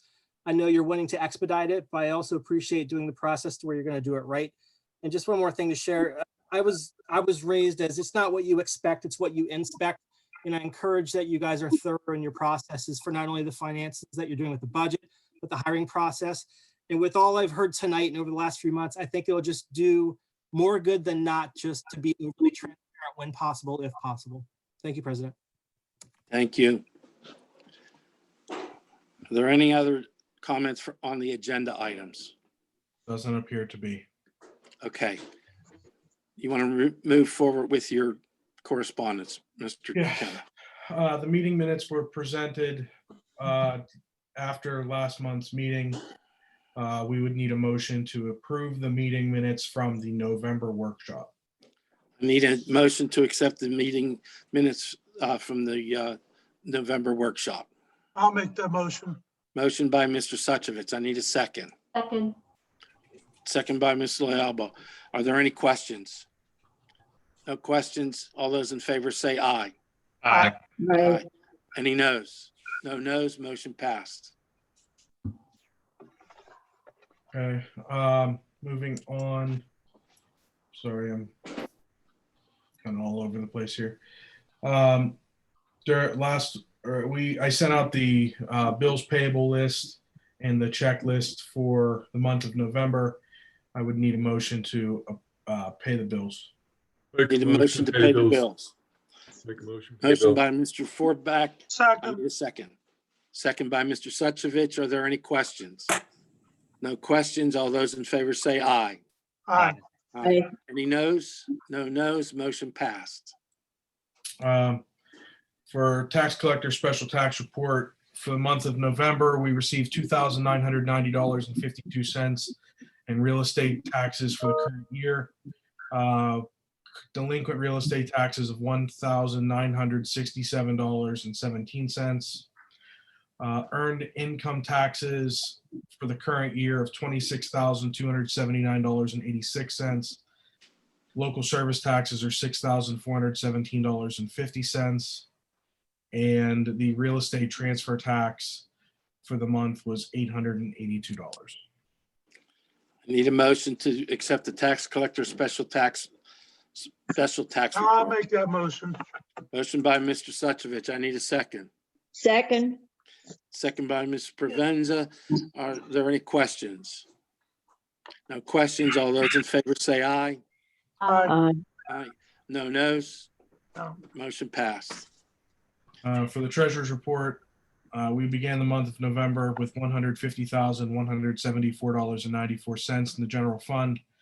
Received deposits of $122,025.16 and had expenditures of $86,014.45 for an ending balance of $186,185.65.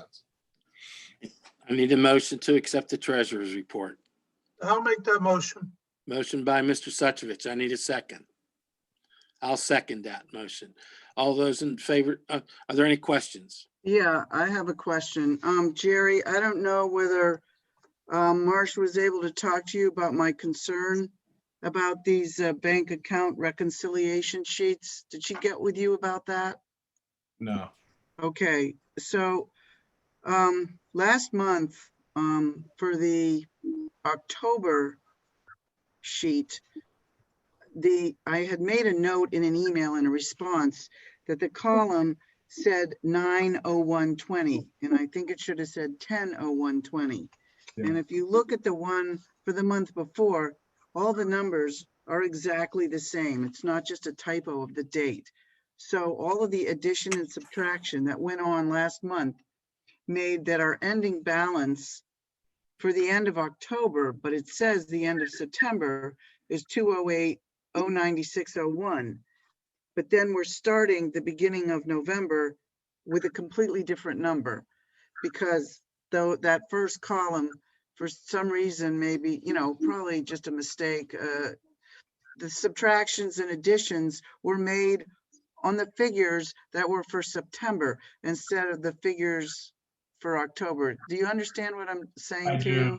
I do. Yeah. So it's, I'm assuming that the figures for November are correct, but I'm unsure and unclear because the numbers from the month before are not correct.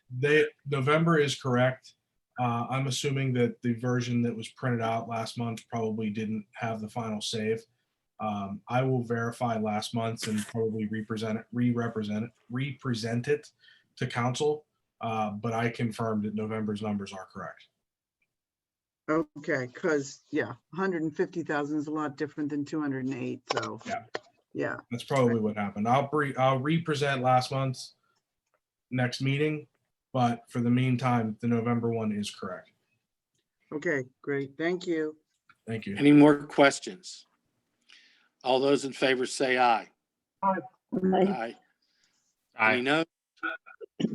No no's, motion passed. Police chief's report.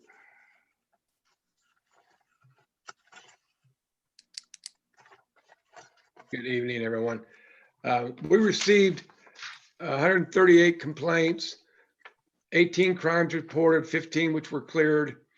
We had four total arrests, 1 crimes code summaries issued, 31 vehicle code summaries issued, 16 borough code summaries issued, and 106 borough parking tickets.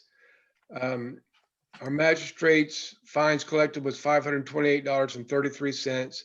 Borough fines and fees collected was $580. Police reports purchased was $30. We have $15.17 in municipal fines. For total fines and fees collected was $1,153.50. And then another $110 in parking permit fees. I wanted to talk about another issue too. The mayor's brought to my attention that we've been getting some questions about people running the red lights there at Southland ARB, and Center and ARB.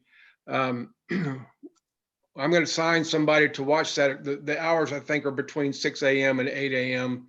are the concerned times that were brought up. I did have an officer assigned to it. He's written me several reports on the times and dates that he was watching that intersection. And Mayor, I'll get that to you if you'd like for me to get those reports to you. But unfortunately, the times he's working were not the times from the 6 a.m. to 8 a.m. So I'm going to have to reassign somebody that's working those particular hours to make sure they sit on those lights and watch those intersections for people running the red lights. And just a short addition to the seizure money, that's all governed through the feds and stuff on how it goes, what portion the borough gets. It's according for directly involved, you get more. If you're just kind of like the third department that assisted, you get less. They have their numbers and their figures on how they determine how much the borough gets. But you got to realize sometimes when you hear things in the news, that there was a big drug bust in Verona. That does not mean actually it was in the borough of Verona. The news doesn't know the difference between our zip code and the borough. They don't know that some of those addresses that have the borough zip code is not actually Verona. So they say the Verona had a big drug bust, but it might not have actually been in the borough. And if it's not in the borough, then we're not involved and we would not get any seizure money from that. That's all I have. Thank you, Chief. I need a motion to accept the chief's police report. Motion to accept the police report. Motion first by Mr. Forbeck. I need a second. I'll second it. Are there any questions? No questions. All those in favor say aye. Aye. Any noes? No noes. Motion passed. Fire chief's report. We had 14 calls in the month of November. Okay, I need a motion to accept the fire chief's report. I'll make that motion. I need a second. Second by Mrs. Lealbo. Are there any questions? No questions. All those in favor say aye. Aye. Aye. Any noes? No noes. Motion passed. EMS report.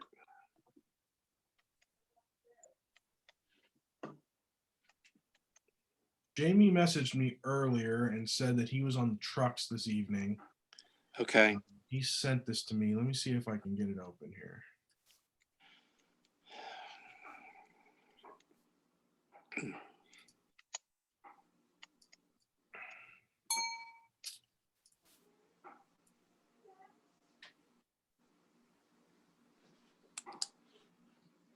Yeah, okay. For the month of November, they had 14 ALS calls, 8 BLS, 5 refusals, 3 cancellations, 2 fire standbys, 3 lift assists, 2 false calls, 2 no patients, and 2 private vehicle. Total 911 calls in Verona were 41. Total calls for November was 361. Total calls year to date as of November 30th for Verona was 413. Total volume year to date for Lower Valley Ambulance was 4,451 calls. Okay, I need a motion to accept the EMS report. I'll make that motion. Motion by Mr. Suchovich. I need a second. Second by Ms. Alba. Are there any questions? No questions. All those in favor say aye. Aye. Aye. Any noes? No noes. Motion passed. Budget. The only thing I had left is that we've gone back and forth with the budget. I know that there were some issues brought up tonight. I think that I've tried to answer as many as I can. I'm not sure if council's prepared to pass this budget or make a motion to pass the budget or not. I don't feel that we really can do that at this time. I think that there's things that have been brought up, things that you noted, I think, Jerry, in the general questions, like that was a good catch, some stuff you were gonna do. I think some revisions are gonna be made to the budget, and that being the case, I'd like to suggest that we not try to pass it tonight, that we allow you plenty of time to make those revisions, and we plan to come back on December 29th for a short workshop meeting to pass the budget. December 29th. December 29th, exactly, yes. We have to pass the budget that day. That's Yes, absolutely. But, you know, the changes need to be made, and I think the public has the right to take another look at all the revisions. And then, you know, they can email questions or concerns that they might still have. And then we come back December 29th. Okay, moving on. Mayor Recupero, do you have anything tonight? If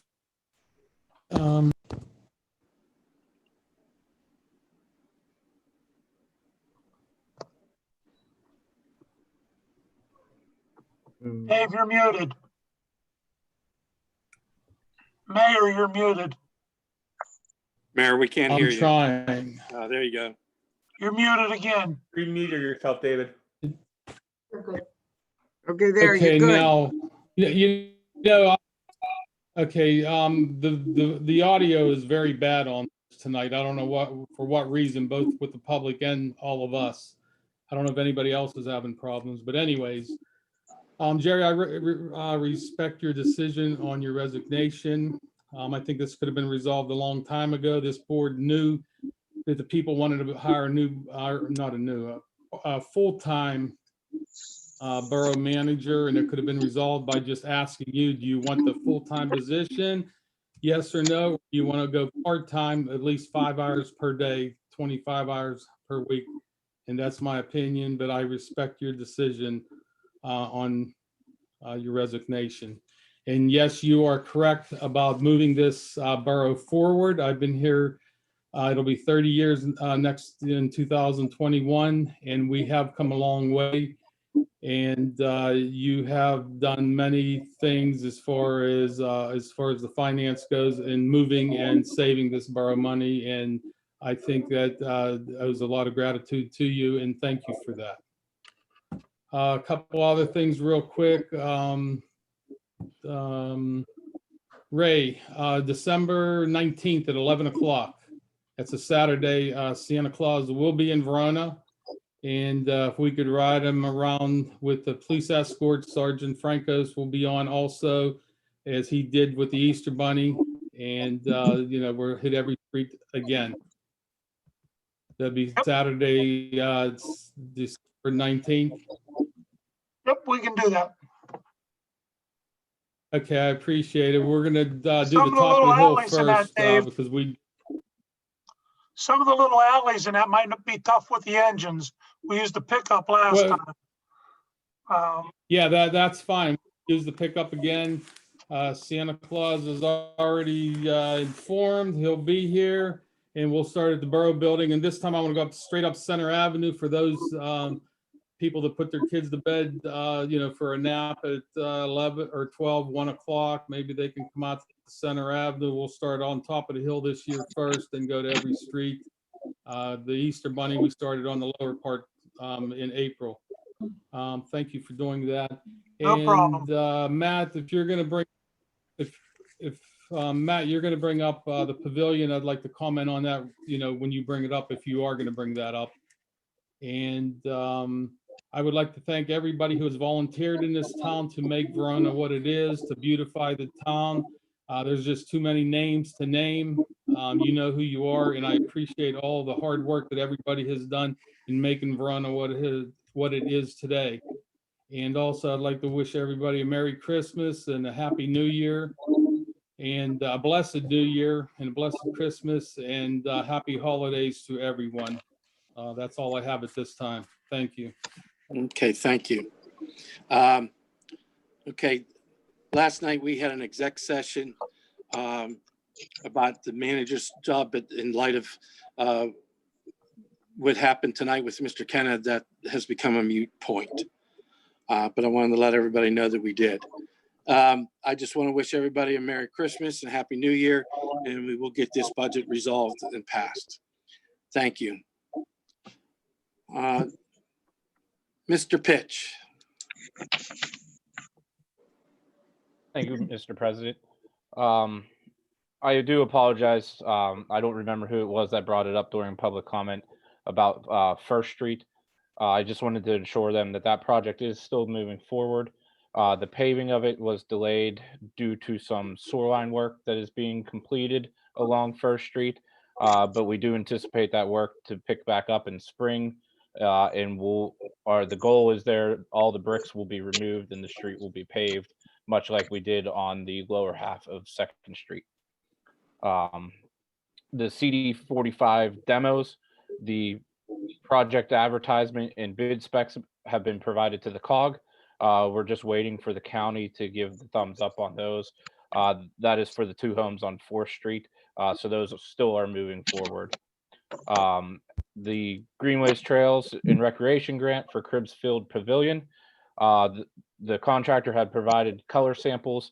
The rec board has been working to pick colors of those. I had emailed out everyone some colored renderings of the color choices.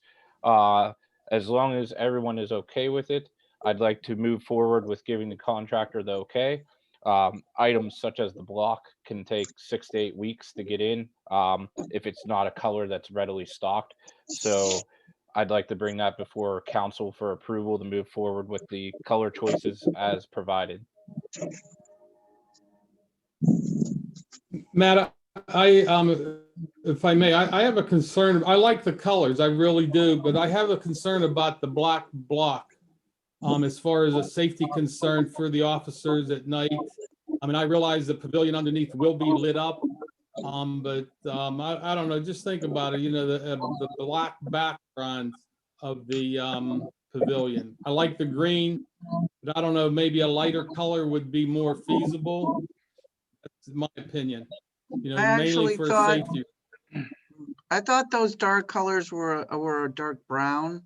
Matt, is that It's true? the color is actually called a chocolate, and I do realize it didn't come across entirely clear on the rendering, but it does kind of have specks of silver mixed in with the block. And I can always work with the chief on some lighting. There is going to be lights under the pavilion and a light on the back side of the pavilion. If we feel we need to add like a small emergency light to keep the sides of it lit up, that's something that we can add in as well.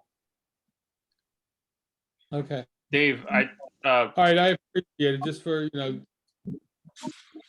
Go ahead.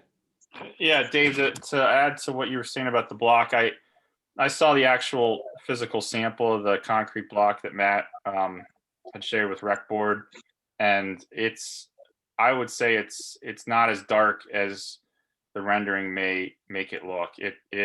I was afraid of having a really dark brown initially with Matt's original rendering, but when I saw the sample, it's almost like a lighter grayish brown. It's not real light, but it's also not real dark. I think it's a good color. Okay, I respect both yours and Matt's opinion. That's fine. Like you said, you know, the picture looks like it's really dark on there. Yeah. Yeah, and unfortunately, That's fine. I used the color sample from Lampus block, but on such a small scale, it doesn't really do it justice. Okay. So do you need a motion for us to pass this, for you to move forward? Yes, please.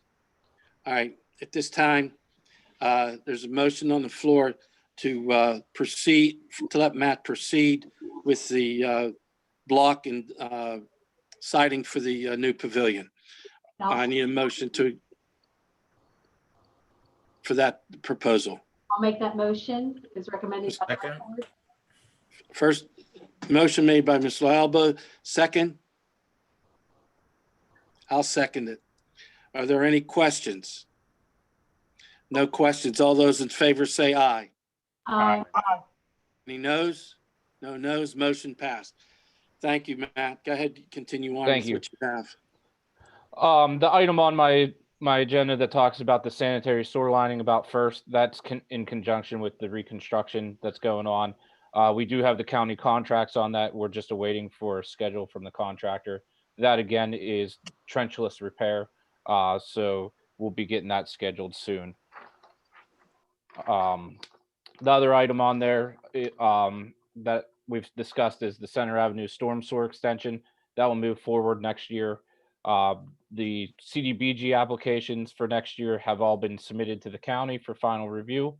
And the last item I have is the borough had requested some tree pruning quotes from local tree services, mostly centered around Wildwood Boulevard and East Railroad, and the decorative trees, and part of West Railroad where a lot of trees are hanging over the road.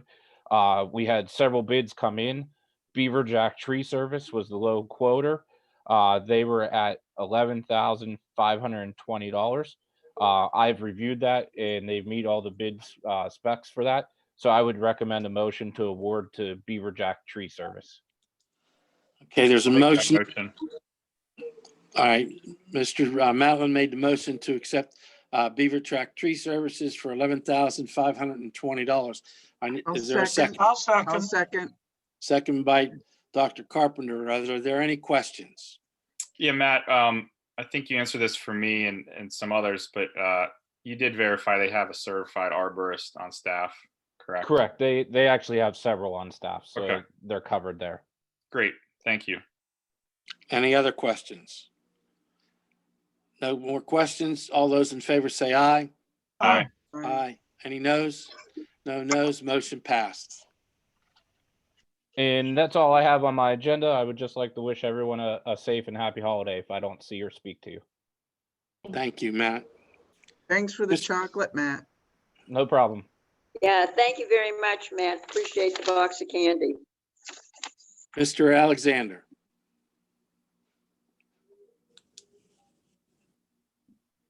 Thank you, Mr. President. A few things to talk about tonight. We have a number of ordinances that we advertised.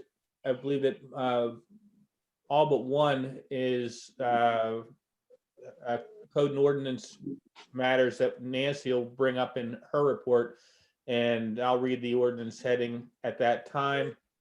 Jerry did ask that I advertise the tax ordinance as well, with the anticipation that the budget may be voted on. So that is also advertised and ready to go at whatever time we do pass the budget. It must be passed before the end of the month, as President McCarthy indicated. So I will go through the ordinances under Nancy's agenda when the time comes. We also have a resolution to adopt. A couple months back, we passed a resolution that amended the fee schedule to include rollaway dumpsters, I think, and something else. But then Mark went and prepared a comprehensive list of all permits and fees that we have in one fee schedule.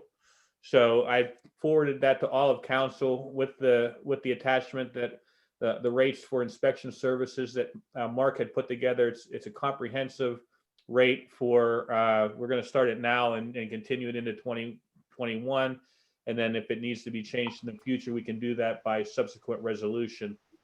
It's a resolution of the Borough of Verona, County of Allegheny, Commonwealth of Pennsylvania, providing a comprehensive fee and permit schedule as is authorized by various ordinances of the borough. And this puts everything now into one fee schedule, and Mark did a tremendous job on it. So Yeah, just to clarify it, yeah, it's for demolition, rollaway dumpsters, and all building permits. And I'll make the motion to pass this resolution. The motion on the floor by Dr. Carpenter, pass the resolution for the fee increases for rollaways and dumpsters and inspections. And demolition. And demolition. Is there a second? I'll second that motion. I can't tell who said second. Sound like Mr. Suchovich, so I'll give it Mr. Suchovich. Are there any questions? No questions. All those in favor say aye. Aye. Aye. Any noes? No noes. Motion pass. We have our code and ordinance meeting the fourth Monday of every month. We are not having a meeting. I'm sure Nancy will report on that, but we did meet, I think it was the fifth Monday in November this past month. We've already spoken about the job description. I'm going to get Mike some input on the yellowed items. And I spoke about the contract for the borough manager. I'm just looking at my notes I wrote down as the meeting progressed. I believe that concludes my report. I just wanted to wish everybody a Merry Christmas. Happy Hanukkah starts in a couple of days. So to our Jewish residents, Happy Hanukkah, and just enjoy the holiday season. Thank you very much. I'll probably be on the call on December 29, but have a happy New Year as well. Jerry, not anticipated, but my pleasure to have been able to work with you for the last whatever, 7+ years. Thank you. Thank you. Mr. Matlin. Thank you, Mr. President. Yeah, I'd like to start, like others, to thank Jerry and Mr. Kenner for his service. I wasn't around for, the times of financial distress, but I believe it was pretty bad based on everything that many people have told me, and I appreciate what's been done by Mr. Kenner to help get us back on track in the last 5 to 10 years.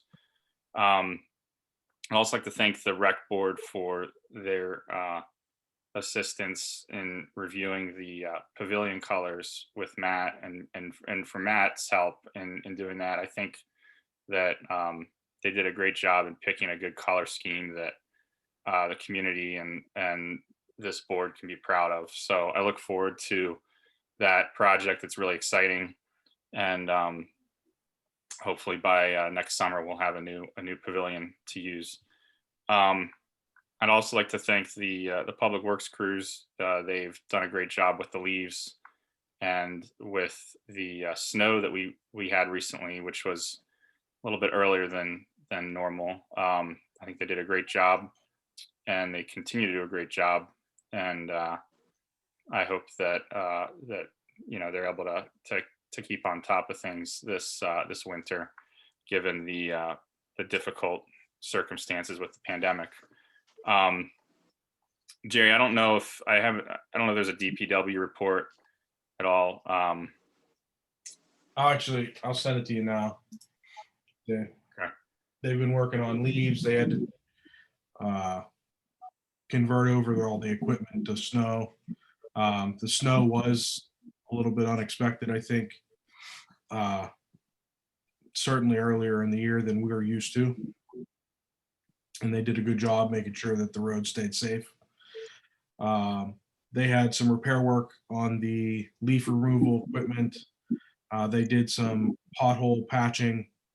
The backhoe needed a little bit of repair work, and so did the snow removal equipment.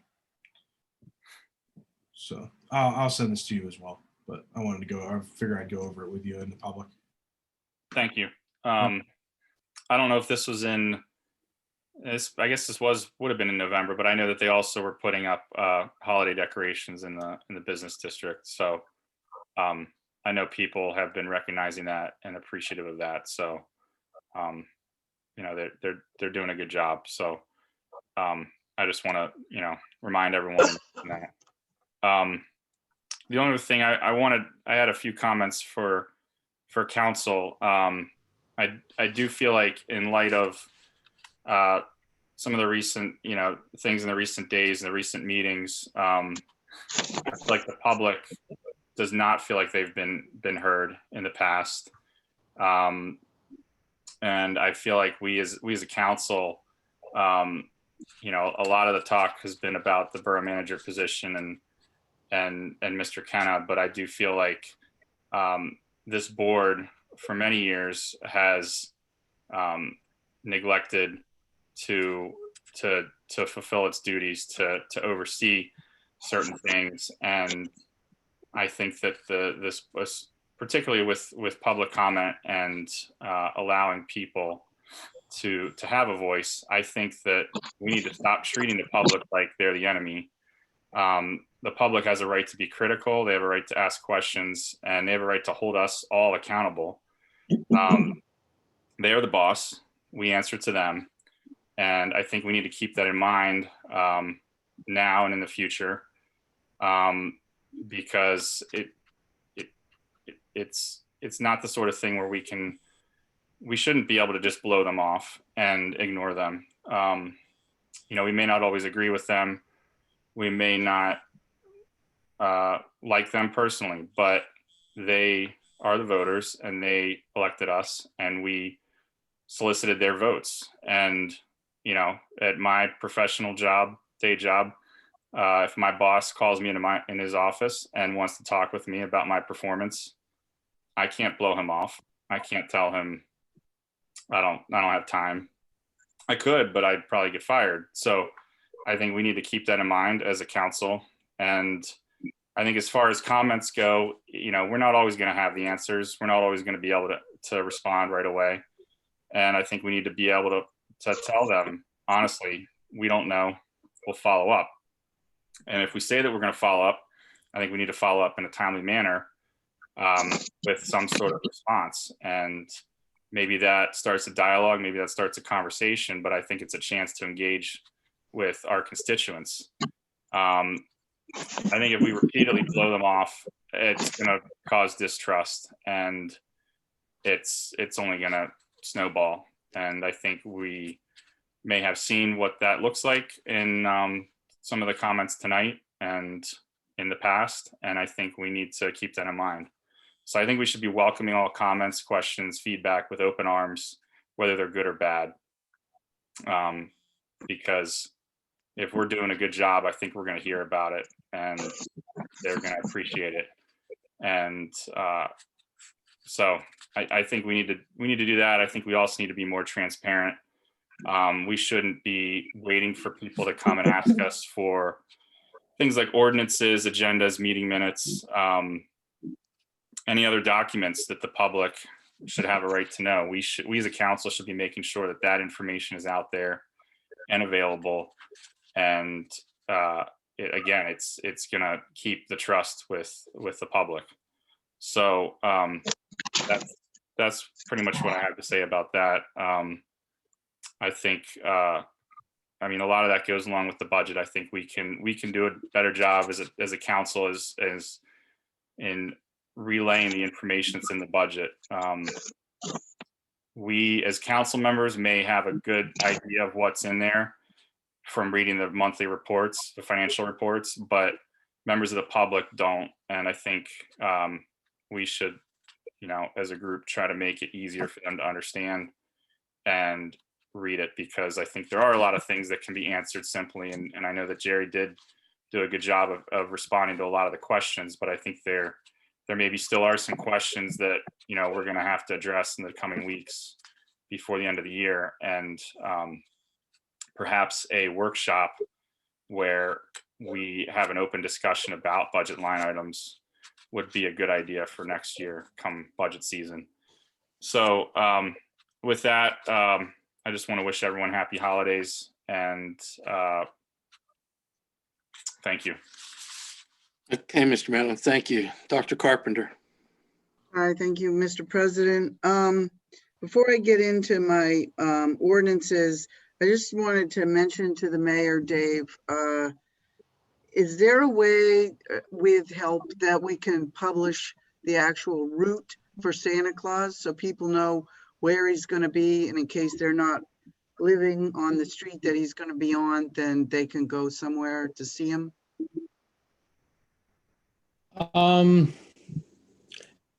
It's kind of hard. I'll have to get with Sergeant Francos and see if he can plan a route out. Then go from there. That's why I want to go straight up Center Avenue and let people know in case their kids go to sleep at 12:30, 1 o'clock. It takes about 3 hours to do the whole time. But I'll work on that. Yeah, certainly happy to help you with any, technologically, and if it goes beyond my abilities, I'm sure, someone else could help get that online somehow, the route. Yeah, and I'll give it out to Curtis also. Okay. Put it out to Curtis, and I appreciate the help. Yes, absolutely. Okay, thank you. All right, so for this evening, as you can see in the agenda, there are 4 ordinances that have been worked on for months, some of them longer than others. We voted a month ago to advertise them, and they've been properly advertised, commented on. And so tonight, I don't care what order we do this, Craig, if you want to read them. But before we do that, could I ask that everybody who's a panelist could please mute themselves if you're not talking? because I'm hearing an awful lot of echo and feedback. It's very distracting. So, or Jerry, if you could help people mute themselves or something, there's a big echo. Thank you. Okay, so Craig, if you want to go in the order of the agenda or any order, it doesn't matter with me. Craig's going to read the introductory paragraphs and then I'll make a motion and we'll go from there. Thank you, Nancy. I can't read the agenda and also read my list, so I'm just going to go in the order that I advertised them, if you don't mind. That's fine. The first is the short-term rental ordinance. It's an ordinance of the Borough of Verona, County of Allegheny, Commonwealth of Pennsylvania, providing for and regulating the use of short-term rentals, establishing rules and standards pertaining to such uses, providing defined terms in connection therewith, and providing penalties for any violations. Okay, I'd like to make a motion to pass and adopt the short-term rental ordinance as read by Solicitor Alexander. You need a second? I'll second. Thanks, Dave. Pat's got it. What's that? Pat's on mute. Pat, you're muted. Yeah, everybody muted themselves. You have to unmute. No, Jerry has to mute me because I'm on my phone. Okay, there's a motion on the floor for by Dr. Carpenter for short-term rental and second by Mr. Matlin. Are there any questions? No questions. All those in favor say aye. Aye. Aye. Any noes? No noes. Motion passed. Thank you. Let's go to the next one. The next is the animal control ordinance, for lack of a better term. It's an ordinance of the Borough of Verona, County of Allegheny, Commonwealth of Pennsylvania, identifying the responsibilities of persons owning and or keeping animals, prohibiting certain activities concerning animals, prohibiting unauthorized feedings, providing for enforcement and penalties, and expressly repealing Ordinance 5 of 2001 and Ordinance 3 of 2008. Okay, I'd like to make a motion to adopt the animal control ordinance. Dr. Carpenter made a motion to adopt the animal control ordinance. I need a second. Second. Second by Mr. Suchovich. Are there any questions? No questions. All those in favor say aye. Aye. Any noes? No noes. Motion passed.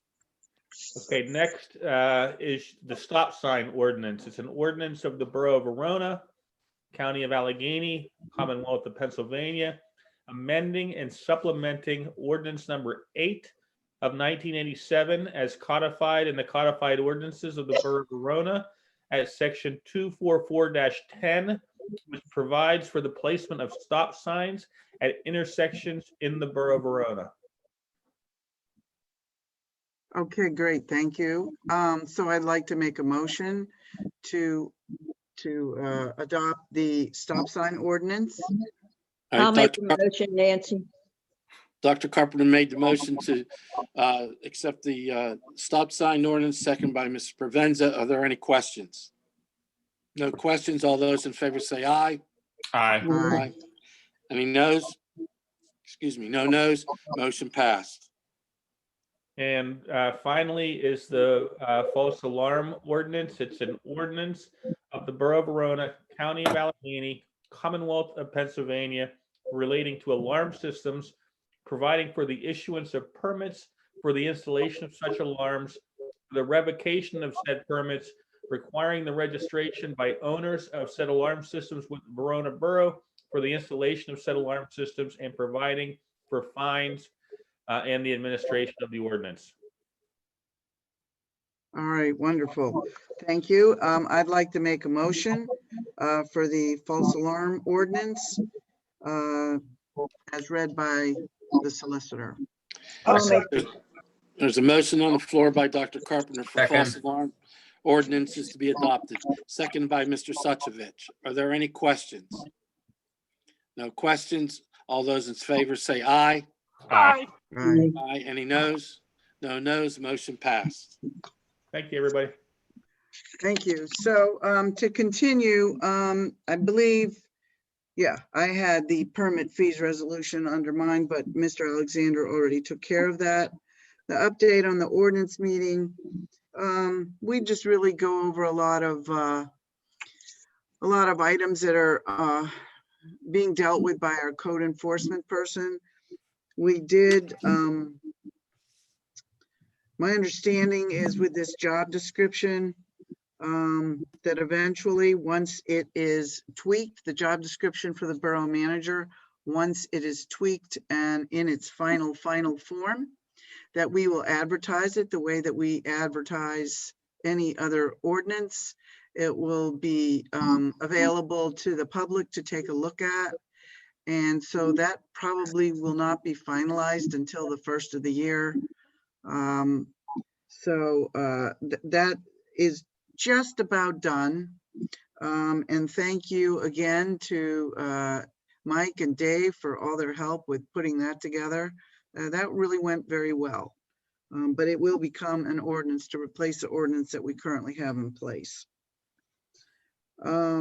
Someone asked a question about code enforcement, about Mr. Stanton, who's our current code enforcement officer. And I agree that I would like to continue to have Mark work for us. I think he only really wants to work half a day, 3 days a week. So I just wanted to make mention of the idea that while we're looking for a borough manager, that we're also looking for someone part-time to help in the code enforcement office, which is why I believe I wrote a question to an email to you, Jerry, about not replacing Mark, but adding to him. And I believe that the budget said 51,000 for last year, and we only used about half of that so far with Mr. Stanton. So that's why I asked the question that I asked, because I'd like to keep him here, at least as a consultant. I don't know, we can work that out later, but I'd like us to look for someone to add into that office of code enforcement. Let's see here.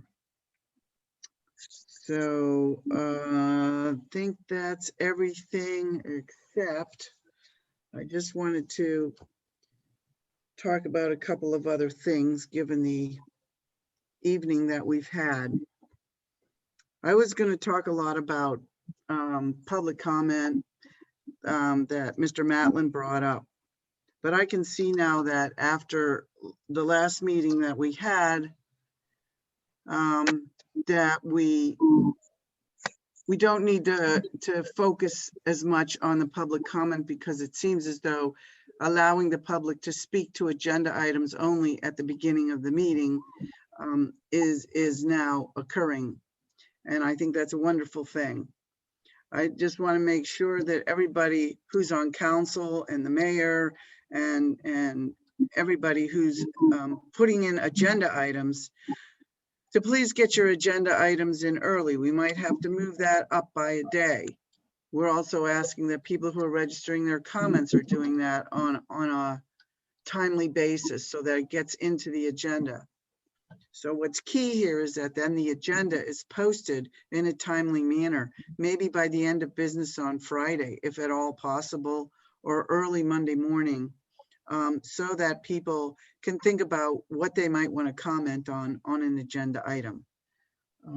So I'm happy to see that we're allowing the public to speak there. I also feel that it's important for us to be able to answer the questions, especially during a workshop, because that's supposed to be more of a discussion meeting. And rather than leaving the public person who is making a comment to leave them hanging and not answer their questions. I think if we answer their questions, then their questions are answered, and we don't, they're not frustrated, and we don't have to keep coming back to keep coming back to their question because it wasn't answered. So that's all I wanted to say about that. I had written out a statement about what I wanted to say about the budget manager situation. And now that's completely different than what was going on at the time that I wrote this down. So I don't know where things stand with all of this in terms of what I've written here, but I think maybe the best thing for me to do to keep my comments on target is just to read what I have, take what's relevant and ignore the rest. At the last meeting, there was a lot of people who commented about wanting a full-time borough manager for Verona. I actually never heard one person say that they didn't want a full-time borough manager for Verona. As most people attending are aware, in the 2021 proposed budget, there is money for a full-time manager, as well as for that person's health insurance and other payroll taxes. Now, given that we have Jerry until the 30th of January, that's great, but I think it takes time to search for the right person. And the first step is to put together a thorough job description that, as I discussed earlier, has already been done and is mostly complete, but it has not been adopted as an ordinance yet. So that has taken place, and that's a great thing. However, a plan to move forward with hiring someone is not really in place. In my opinion, I have been aware for a while that one method that boroughs use to deal with a transition from one manager to another is to hire an interim borough manager while the thorough search process takes place. While this way of approaching finding a new borough manager usually takes place if a manager suddenly leaves, our situation is unique in that we now have money in the budget to have a full-time borough manager and have run out of time to do a thorough search before the end of the year. Now our situation has actually changed a little. We have a borough manager who's leaving before we thought he was. We have until January 30th. I personally don't think that between now, with the holidays going to the end of January, that's enough time to actually come up with a borough manager that we want if we take the process to a slow and methodical and thorough method. Taking all of this into consideration, I have spoken to a person who would be willing to be an interim manager. And I presented his resume to council. I offered a meeting for them to know him, meet him. Just a meet and greet, was not an interview. Up until now, my idea has been met with a lot of resistance from some of the members of council, but I just wanted to share this in this public meeting in the interest of full transparency. Now, I'm not gonna go beyond that in terms of what we should do. I would be okay with if we could expedite the process, but I'm not sure that we can. So I'd like people to keep in the back of their minds that there is somebody who, in pretty short notice, with an incredible amount of experience, could be hired on an interim basis with a contract and so on and so forth. So I just wanted to say that. And in regards to our situation with the budget, I was doing a little bit of checking while we were talking about the budget. And Craig, I could really use your help on this. I believe that if we actually follow how things are supposed to go, that dealing with the budget and voting on the budget is a legislative matter. And rather than adjourning this meeting, I think what we need to do is what is it when we go to exec and then we come back? Recess. Recess this meeting as it pertains to the budget. And then we can reconvene this meeting at the workshop, because technically speaking, the workshop is not a legislative meeting. And then, and so can you help me out with that? That's my understanding. The meeting, the workshop meeting, Verona does advertise its workshop meetings as voting meetings. So either way's perfectly acceptable. Okay, and is it true that we would need to vote to amend each of the lines that gets changed in the budget at that No. time? No. What the Borough Code requires is that you adopt a proposed budget and put it on public comment for 10 days. The Borough Code anticipates that there are going to be changes to that budget prior to final adoption. That budget can change any amounts of time up until the time it's finally adopted, and you don't have to go in line item by line item and improve those changes. You're just adopting the budget as a whole. You cannot change it in January or February like you can in reorganizational years. So the budget that you adopt at the end of the month is your budget. But up until final adoption, it can change multiple times. You've satisfied your requirement of adopting the preliminary budget or proposed budget, and you did put it on public display. Okay, all right, well, I was unclear. So when we advertise our meetings, we advertise both meetings in that month as a voting meeting, even though technically speaking, the workshop should not be a legislative meeting, according to what we learned at the Local Government Academy. That's correct. Verona advertises both their meetings as voting meetings. You're not required to do that. Okay, wonderful.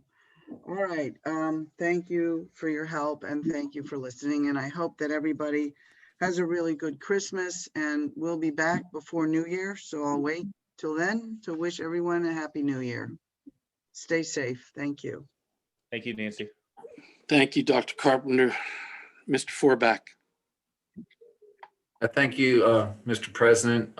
Jerry, I am very, very appreciative of all your efforts, and, just been on council for 11 months. I mean, there are things that I found out that you have done that I never knew you did when I was out there in the general public, and it's kind of eye-opening. It's kind of a thankless position that you're in, and it's also it's kind of tough for all of us to actually try to go and go forward on this. And a full-time manager is absolutely a great option, and I appreciate your help with us moving forward on that. The job descriptions that we've been working on, as Nancy and David said, they're pretty much done. There are also going to be expectations and measurements for folks as we move forward. In addition to that, any employees also will be also have job descriptions and understanding what their work will be doing. With that, I mean, the borough does not just work by council alone. We understand that it's the grassroots efforts of the volunteers. It's the managers. It's the workers that do the day-to-day work for the borough that really make things happen. And obviously the general public. We're all here together. We need to work together. We need to communicate better, and communicate it on both sides, both back and forth is a great method, and I'm all for that. Whether it's with council or whether it's in the street or whether it's a text message, we're open for be able to talk to you. With that, we will have a grand opportunity coming up this hopefully starting this year when we move forward with our comprehensive plan. The comprehensive plan group met beginning of end of November. We had another consultant come in and talk to about the expertise, their expertise and what needs to be done with the comprehensive plan. So we will be having hopefully another meeting in December. If not, we'll reconvene in January as we move forward on this and be able to, our next step is really going on our next steps and develop a scope of work for the person who will be, or company that will be doing this work. So as I said, I really thank everybody and us all working together. And I think some of us have difference of opinion, but that's why you have everybody on 7 people making a decision on something, not just one person. It's not a single person. So I want to wish everybody definitely happy Hanukkah, Merry Christmas, Happy Holidays, and I hope for you and your entire family, I hope it's wonderful, and I hope 2021 has to be better than what 2020 is as we move forward. So thank you. Thank you, Mr. Forback. Mr. Sutsovich. Well, as we know, we're going to hold off on the budget, which is fine. We need to get it right and do it right. I also would like to thank Jerry for his work, his efforts. Me and Jerry have differed on things, but I think he's done a great job for the borough. And we'll see what happens in the next couple of weeks with the budget. I'm sure it'll be tweaked and fixed up and worked out and everything like that. With the pandemic, it's been crazy. You can't sit down and discuss things. Hopefully 2021 will be better, like Mr. Forbeck said. And other than that, I'd just like to wish everybody, as much as they can, have a safe and happy holiday season. And thanks to the citizens for their comments. It's good to hear. It's good to hear. Thank you and happy holidays. Hey, one question for you, Ray. Yes. And maybe Jerry, I don't know. Has the 2019 audit been completed? Yes. I reached out to Pete Van Cherry. They were finishing up something with the police pension, so I don't have the report yet, but I expect to have it by that workshop. And I'll put it on the website and it'll be available in the borough building. Okay, and can you send it to us also? Yeah, of course. All right, wonderful. Thank you. Okay, thank you, Mr. Sutsovich. Ms. Lealba. Thank you, Mr. President. I too would like to thank Jerry for all of his hard work and time that he has put into the borough. Throughout the years, all the great improvements that have been done. You will be missed as a manager. Feel that. Parks and Rec, we had a rec board meeting on December 1st. Jeff Pepper, he gave a presentation on the pickleball court. He had organized a GoFundMe back in the spring to raise monies to have that pickleball court resurfaced. There were some leftover money in reserve. One of the ideas that he presented to us is putting a gate in the middle of the pickleball court facing the river. It would be done by North American fencing. The gate would only can lock from the inside. The police would not have to worry about a lock or a key for that. Anybody inside the court could get out, but anybody from the outside could not get in unless they were let in. So I would like, from recommendation with the rec board as well, I would like to make a motion to have a gate put in on the pickleball court fence. This would be paid for by the money left over from the GoFundMe for the pickleball. Okay, I'll second that motion. Motion on the floor by Ms. Lealba was to put a gate on the riverside at Riverbank Park for the pickleball court. It was seconded by Dr. Carpenter. Are there any questions? No questions. All those in favor say aye. Aye. Aye. Any noes? No noes. Motion passed. Thank you. There were a couple other items that they would like to purchase as well with leftover money. They would like to get 2 more benches to put on the outside of the on the riverside facing inside to the pickleball court so people could sit and watch. Also, there is a backboard, a movable backboard that they would like to be able to move back and forth so they can use to warm up. If no one's in one side, they can move it to one side and hit the pickleballs back and forth to warm up before playing. So that would take up basically the rest of the money that was raised. So I would like to make a motion, recommended by the rec board as well, that the 2 benches and a movable backboard can be purchased for the pickleball court. There's a motion on the floor.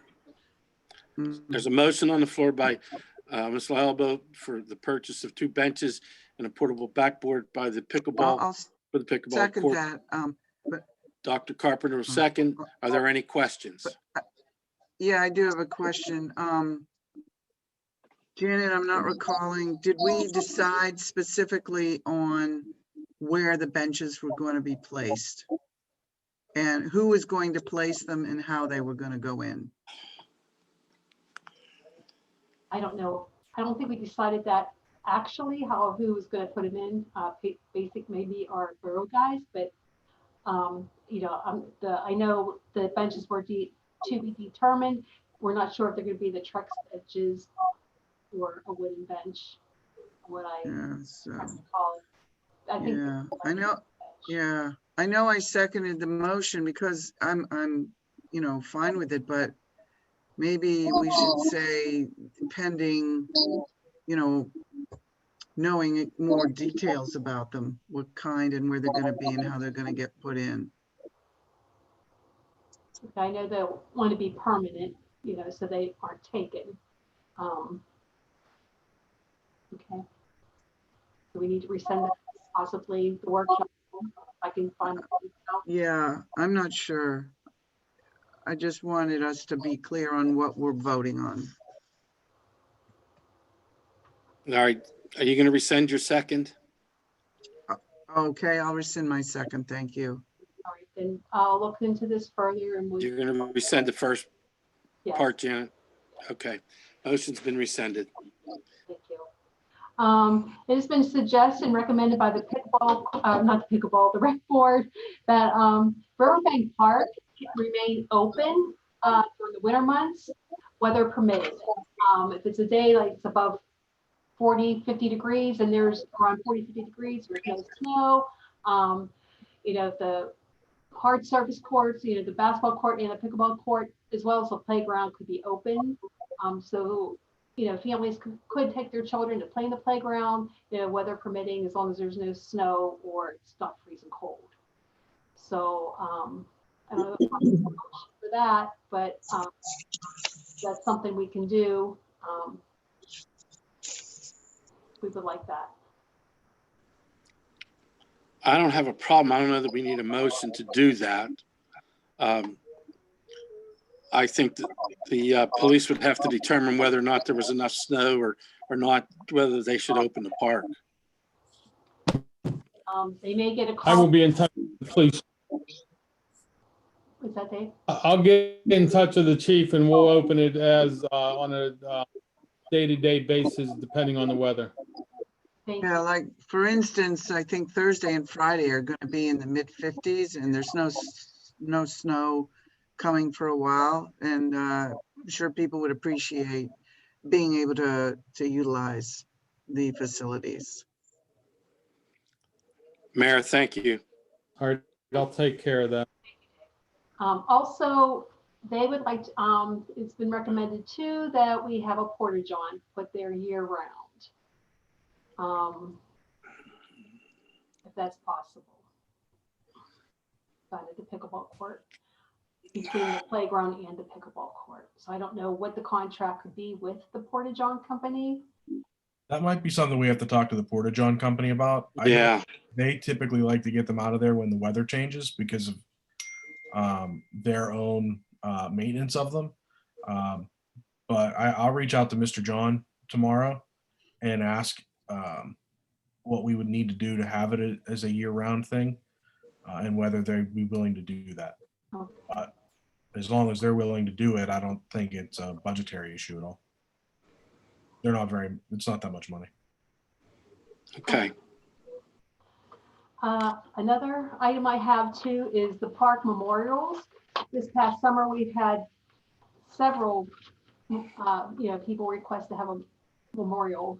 We have a bench down at Riverbank. We have a plaque that's been hung on the basketball court. I had another request for a bench for Cribs, up at Cribs. So Laura Jacko and Jim Ashbaugh on the from the rec board put together, and I did send it out to everybody, the application for it and some of the rules and regulations. I looked over, I think they did an awesome job with that. And I would like to make a motion that we can go forward. Craig, I'm not sure if you got to look at the legalities of it. Did you? And I apologize. I got your email earlier and I looked at that and everything looked fine to me. Great, thank you. So I would like to make a motion to be able to go forward with the application process for the park memorials. There's a motion on the floor by Mr. Alba for the park memorials. I'll second. Second by Mr. Suchovich. Are there any questions? No questions. All those in favor say aye. Aye. Aye. Any noes? No noes. Motion passed. Thank you, everyone. And I would like to say thank you to the rec board. They have done a lot of hard work this year. There may be a possible drive-in movie for Christmas. That date hasn't been determined yet, but once it gets out there, Dave, I will get in contact with you, about closing of the street if that happens. Also, I would love to wish everybody a happy holiday, Merry Christmas, stay healthy, stay safe, and we'll see you before the new year. Thank you. Thank you, Ms. Alba. Mr. Provenza. Yes, sir. Thank you, Mr. President, and good evening, everyone. We'll start with the newsletter. I want to thank all the folks that sent in their articles early, and I got the ads in early, so I have good news.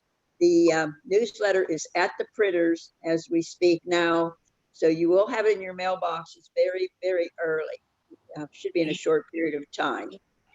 And if you would like to start with your articles, Mr. Wharf is always ready to take them. You can email him at veronanewsroom@gmail.com, and he'll be glad to take your articles. And also, thank you so much to all the folks that did send them. They're always wonderful. And if you'd like to do an ad, you're certainly welcome to call me. I'll be glad to take your ads. And the number is 412-828-7726. That's 412-828-7726. Next item is Chamber of Commerce. There will be no meeting this month, and I will have a current update of what's going on starting first of the year. They really didn't have the information for me right now, but Chamber of Commerce asked that I wish all of our council members and their families and our whole community and families, of course, a very, very Merry Christmas and a happy and healthy New Year. Historical Society, all meetings at this time are canceled until further notice. And you can also go to veronahistory.org and get any information that may be on there at the time. Twin Boroughs Ministries. Every month we have a dinner. It's usually the last Wednesday of the month.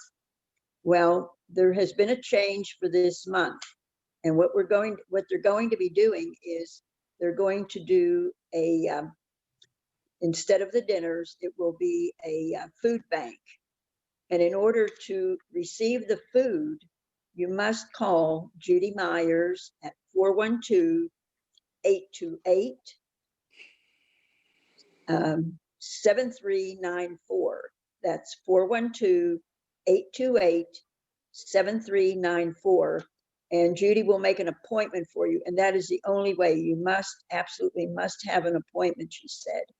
Now, on the dates of this food drive, it would be on the Saturday, 19th of December, or excuse me, Saturday, December 12th, which is this Saturday, And the other one will be on next Saturday, which would be Saturday, December 19th.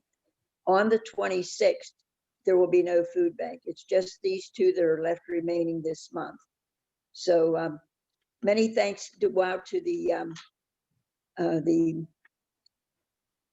folks who handle this, the Twin Borough Ministries. We thank them very much. Shirley Davis and her workers. Thank you for such a wonderful service that you do for this town.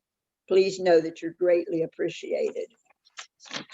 And I know Mayor Dave had mentioned that there's going to be a parade, I guess not a parade, but that the fire truck or the truck would go around with Santa on it. I do have an addition to that.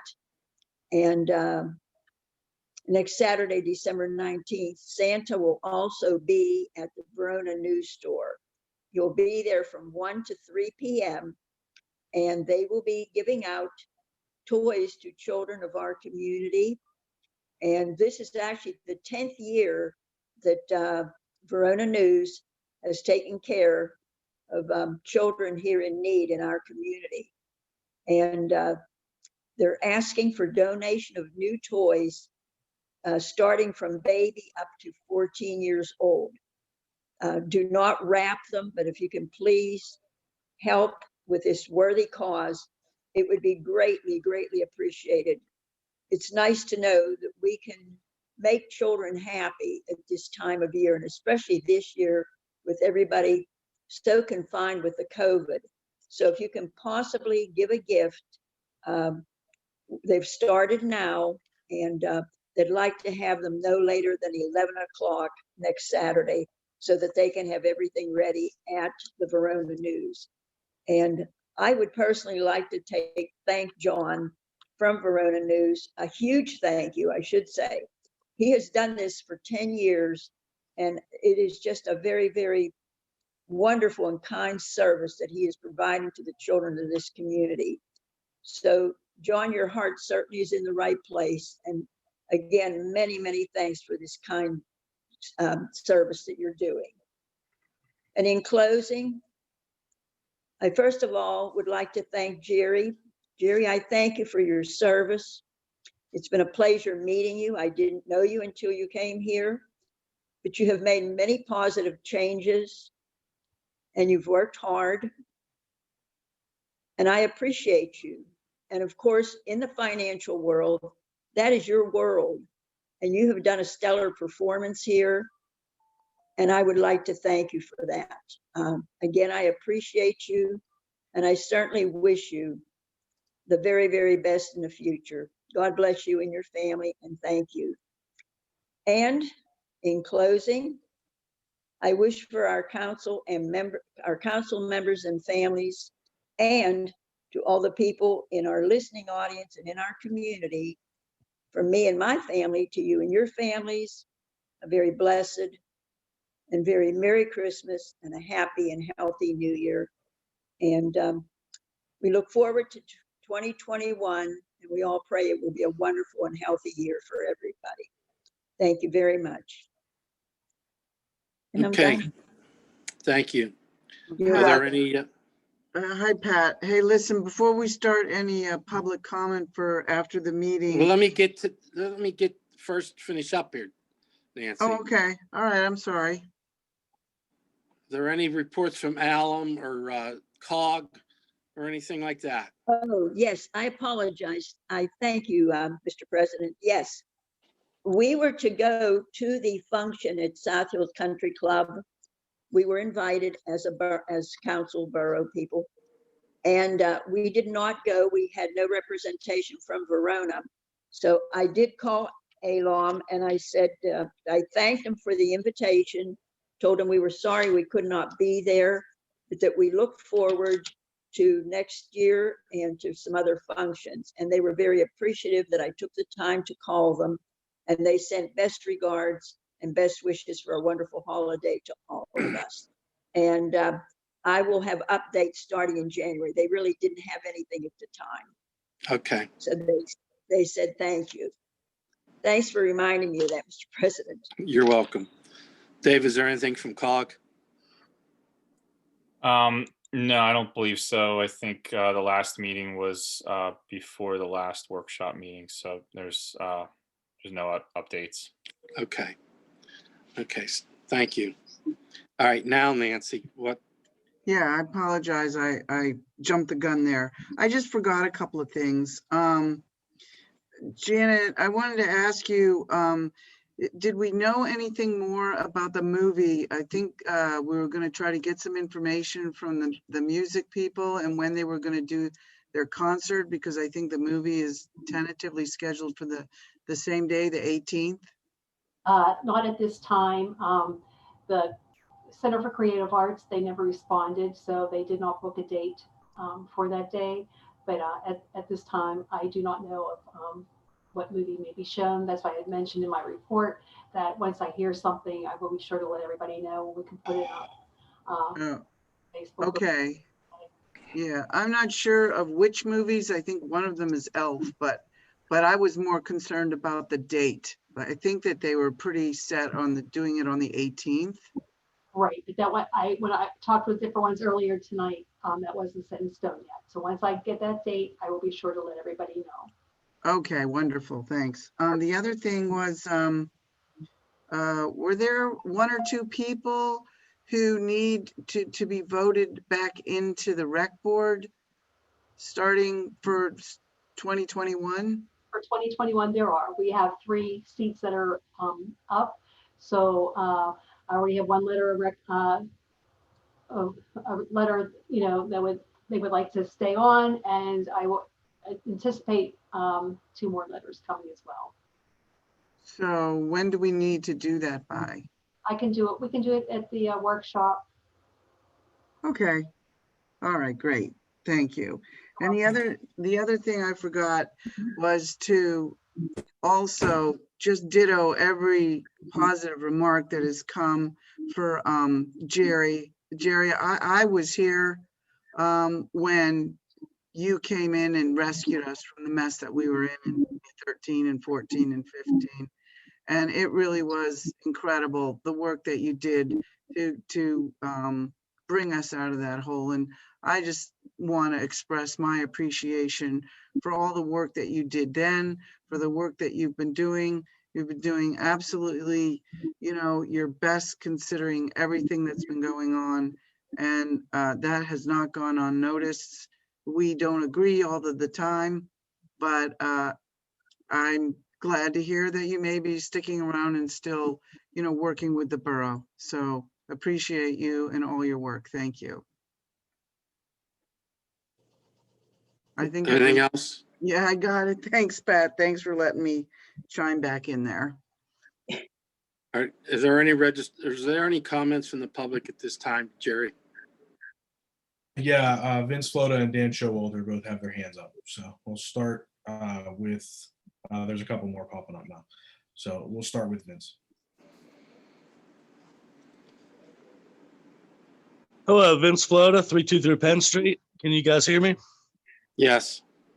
I just wanted to make a comment on the pavilion colors. I'm sad to see that Matt left, but I wanted to make sure that, is Matt still here? Yeah, he rejoined. His battery died. He had to switch devices. He's Okay. back. I tried to match the color of the metal doors as best I could with the metal roof. I understand that they're 2 different companies, but is there a way that after we get the roof that we could get Sherwin-Williams to color match the doors to match the roof exactly? Absolutely. Yeah. And now that excuse me, now that I know that was kind of what we were shooting for, if we take a sample of the metal roof to Sherwin-Williams, they'll match it. Okay, yeah, I just wanted to make sure that I elaborated on that. I picked a sample based on as close as I could match it, but I figured that you guys needed something to vote on tonight. But I wanted to reiterate that it was intended for the roof and the metal doors to match. I just made that note, and I'll make sure that's what happens. Thank you. Thank you for all your work. And that's all I have. I wish everybody a Merry Christmas and a happy holiday. Thank you. All right, next we'll go to Dan Showalter. Hey, all, can you hear me? Yes, sir. Yes. Dan Showalter, 440 North Avenue. This is in regard to the idea of a full-time borough manager. I'm originally from the city. I'm a Greenfield boy. And Bob O'Connor lived right down the block from me. And that was probably 7th, 8th grade when he first ran for council in the city of Pittsburgh. And it was a really happy day, the day that Bob O'Connor became mayor in the city. What I can say about Doug Shields is Doug was the click to Bob O'Connor's clack. Anytime you talk to Bob and he talked about somebody on council that had his back, Doug Shields was always the name that came out of his mouth. Mr. Shields did a great job for the city. I know he was extensively involved in planning commissions for the city. I mean, we're talking about 380,000 people. The area that he represented on council, unlike our council, which is an at-large council, in the city, as you know, you represent certain neighborhoods. The neighborhood area that he represented was 50,000 people. And he was responsible for those 50,000 people. Besides him being on council in the city of Pittsburgh for over a decade, he resigned his position to be chief of staff for Bob O'Connor. That's how much Bob O'Connor trusted this man. To say that he is qualified would be the understatement of the year.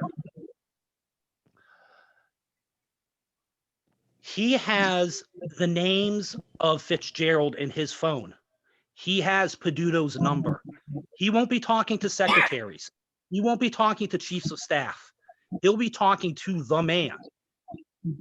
DeLuca knows him. Everybody in city and county politics knows this man.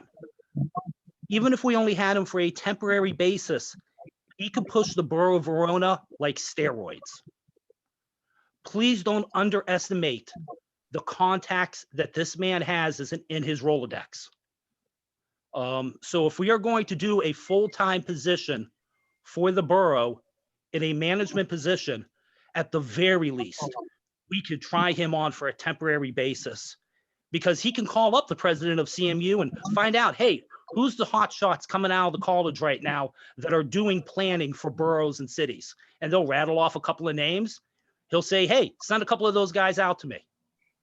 Because the president of CMU takes his call. The president of Pitt takes his call. He was a mover and shaker in city politics for 2 decades and has stayed a mover and shaker in county politics.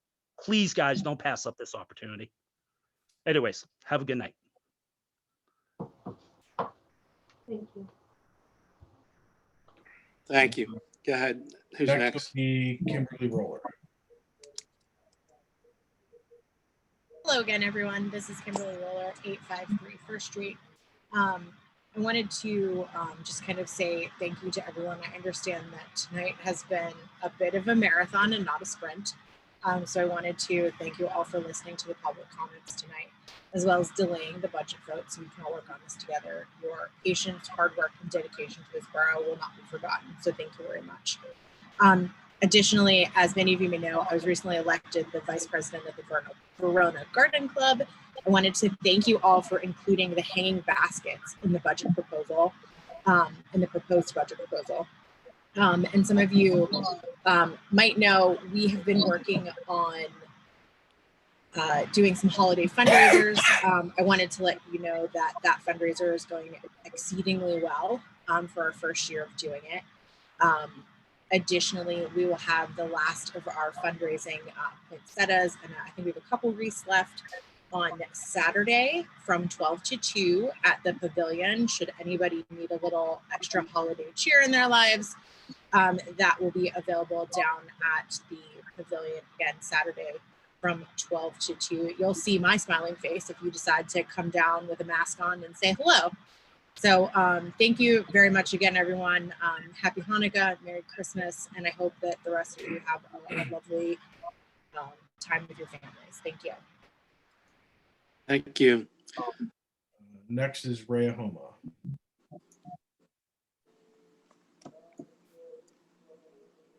Go ahead, Rhea. Thank you. Hi. Hello. I'm wondering if anyone on council was planning on reading the comment from Obie and Jeff Morford. If so, I don't want to step on any toes, but otherwise I do have it in front of me and I'd be happy to read it on behalf of Obie and Jeff. Shall I continue? Okay. Go ahead. All right. Thank you. Obie and Jeff Morford, 735 3rd Avenue. Sorry we were not able to attend. Jeff and I are unable to be on the Zoom council meeting tonight because of health issues. Following are a few comments we would like to pass along regarding why it is critical that the borough manager position be restructured as full-time. In our absence, we would appreciate if this could be read into the record during the Zoom meeting tonight. A few of her items are no longer relevant, so I'll skip ahead a little bit. In order to provide a fair and equitable path for the success of the full-time new hire, council should require that the new hire sign a full-time employment commitment letter, agreeing to the stipulation that time spent during their full-time 8-hour shift 5 days per week be dedicated solely to the Verona Borough Manager duties. The letter should also clearly state that the borough must be notified and approve any other employment obligations outside of the 40-hour work week that the borough manager is engaged in at the time of application for employment or any time after they are hired. Failure to adhere to the terms of the full-time employment commitment letter at any time during employment would result in immediate termination. But I am putting the cart before the horse. The most important component in restructuring the position of borough manager to a full-time position is to first completely redefine the job description. I am happy to hear that a new job description is being finalized. With respect to finding candidates to fill that newly formed full-time position, I have firsthand knowledge of the work ethic and commitment of Doug Shields, who is the prospect that Nancy Carpenter offered up. As a paralegal at the Pittsburgh law firm of Reed Smith, Shaw, and McClay in the 1980s, Doug attended many of my management training classes, and he was outstanding. His dedication and success in accomplishing all legal tasks, both major and menial, was unwavering. It would be a plus for Verona to have Mr. Shields fill the full-time position as borough manager permanently, but we would be equally as valuable in holding the position temporarily until a new hire can be selected and transitioned into the permanent full-time position. Since we are unable to take part in the Zoom meeting, Jeff and I are requesting that a member reads these comments into the record of the Zoom meeting. Thank you. Thank you. Okay, next would be, hold on. Next would be Stephanie Garibay. Thank you. I just wanted to comment on what Chief was talking about with the South and ARB light and that being ran. I have a business on the boulevard. I witness it every day, the constant speeding, the constant passing of the double lines, people pulling in. You know, I've had to tell my own clients that they cannot pull in from the opposite side of the street, crossing that double line to park in front of my building. And I shouldn't have to do that. Like, there should be a cop that's, you know, that makes a presence. And I've said this, I don't know, last year, 2 years ago, I can't remember. I know I've had this conversation with council about having police presence on the boulevard and not just the net. So, I mean, it's not just center and ARB. It's not just south and ARB. It's all of ARB, all of it. From that viaduct till you get to McDonald's, it's entirely dangerous. So that needs to be addressed as a whole, not just one specific light, because it's not just happening at that light. It's happening across the board along that boulevard. So if we can get that addressed, we may be able to hinder that speeding and the red light crossing at South and Center. That's all I have. I thank you guys for your time. Jerry, I thank you for your time and efforts. I hope you all have a wonderful Christmas, a happy Hanukkah, a happy Kwanzaa, and all of the above. Let's give 2021 its best.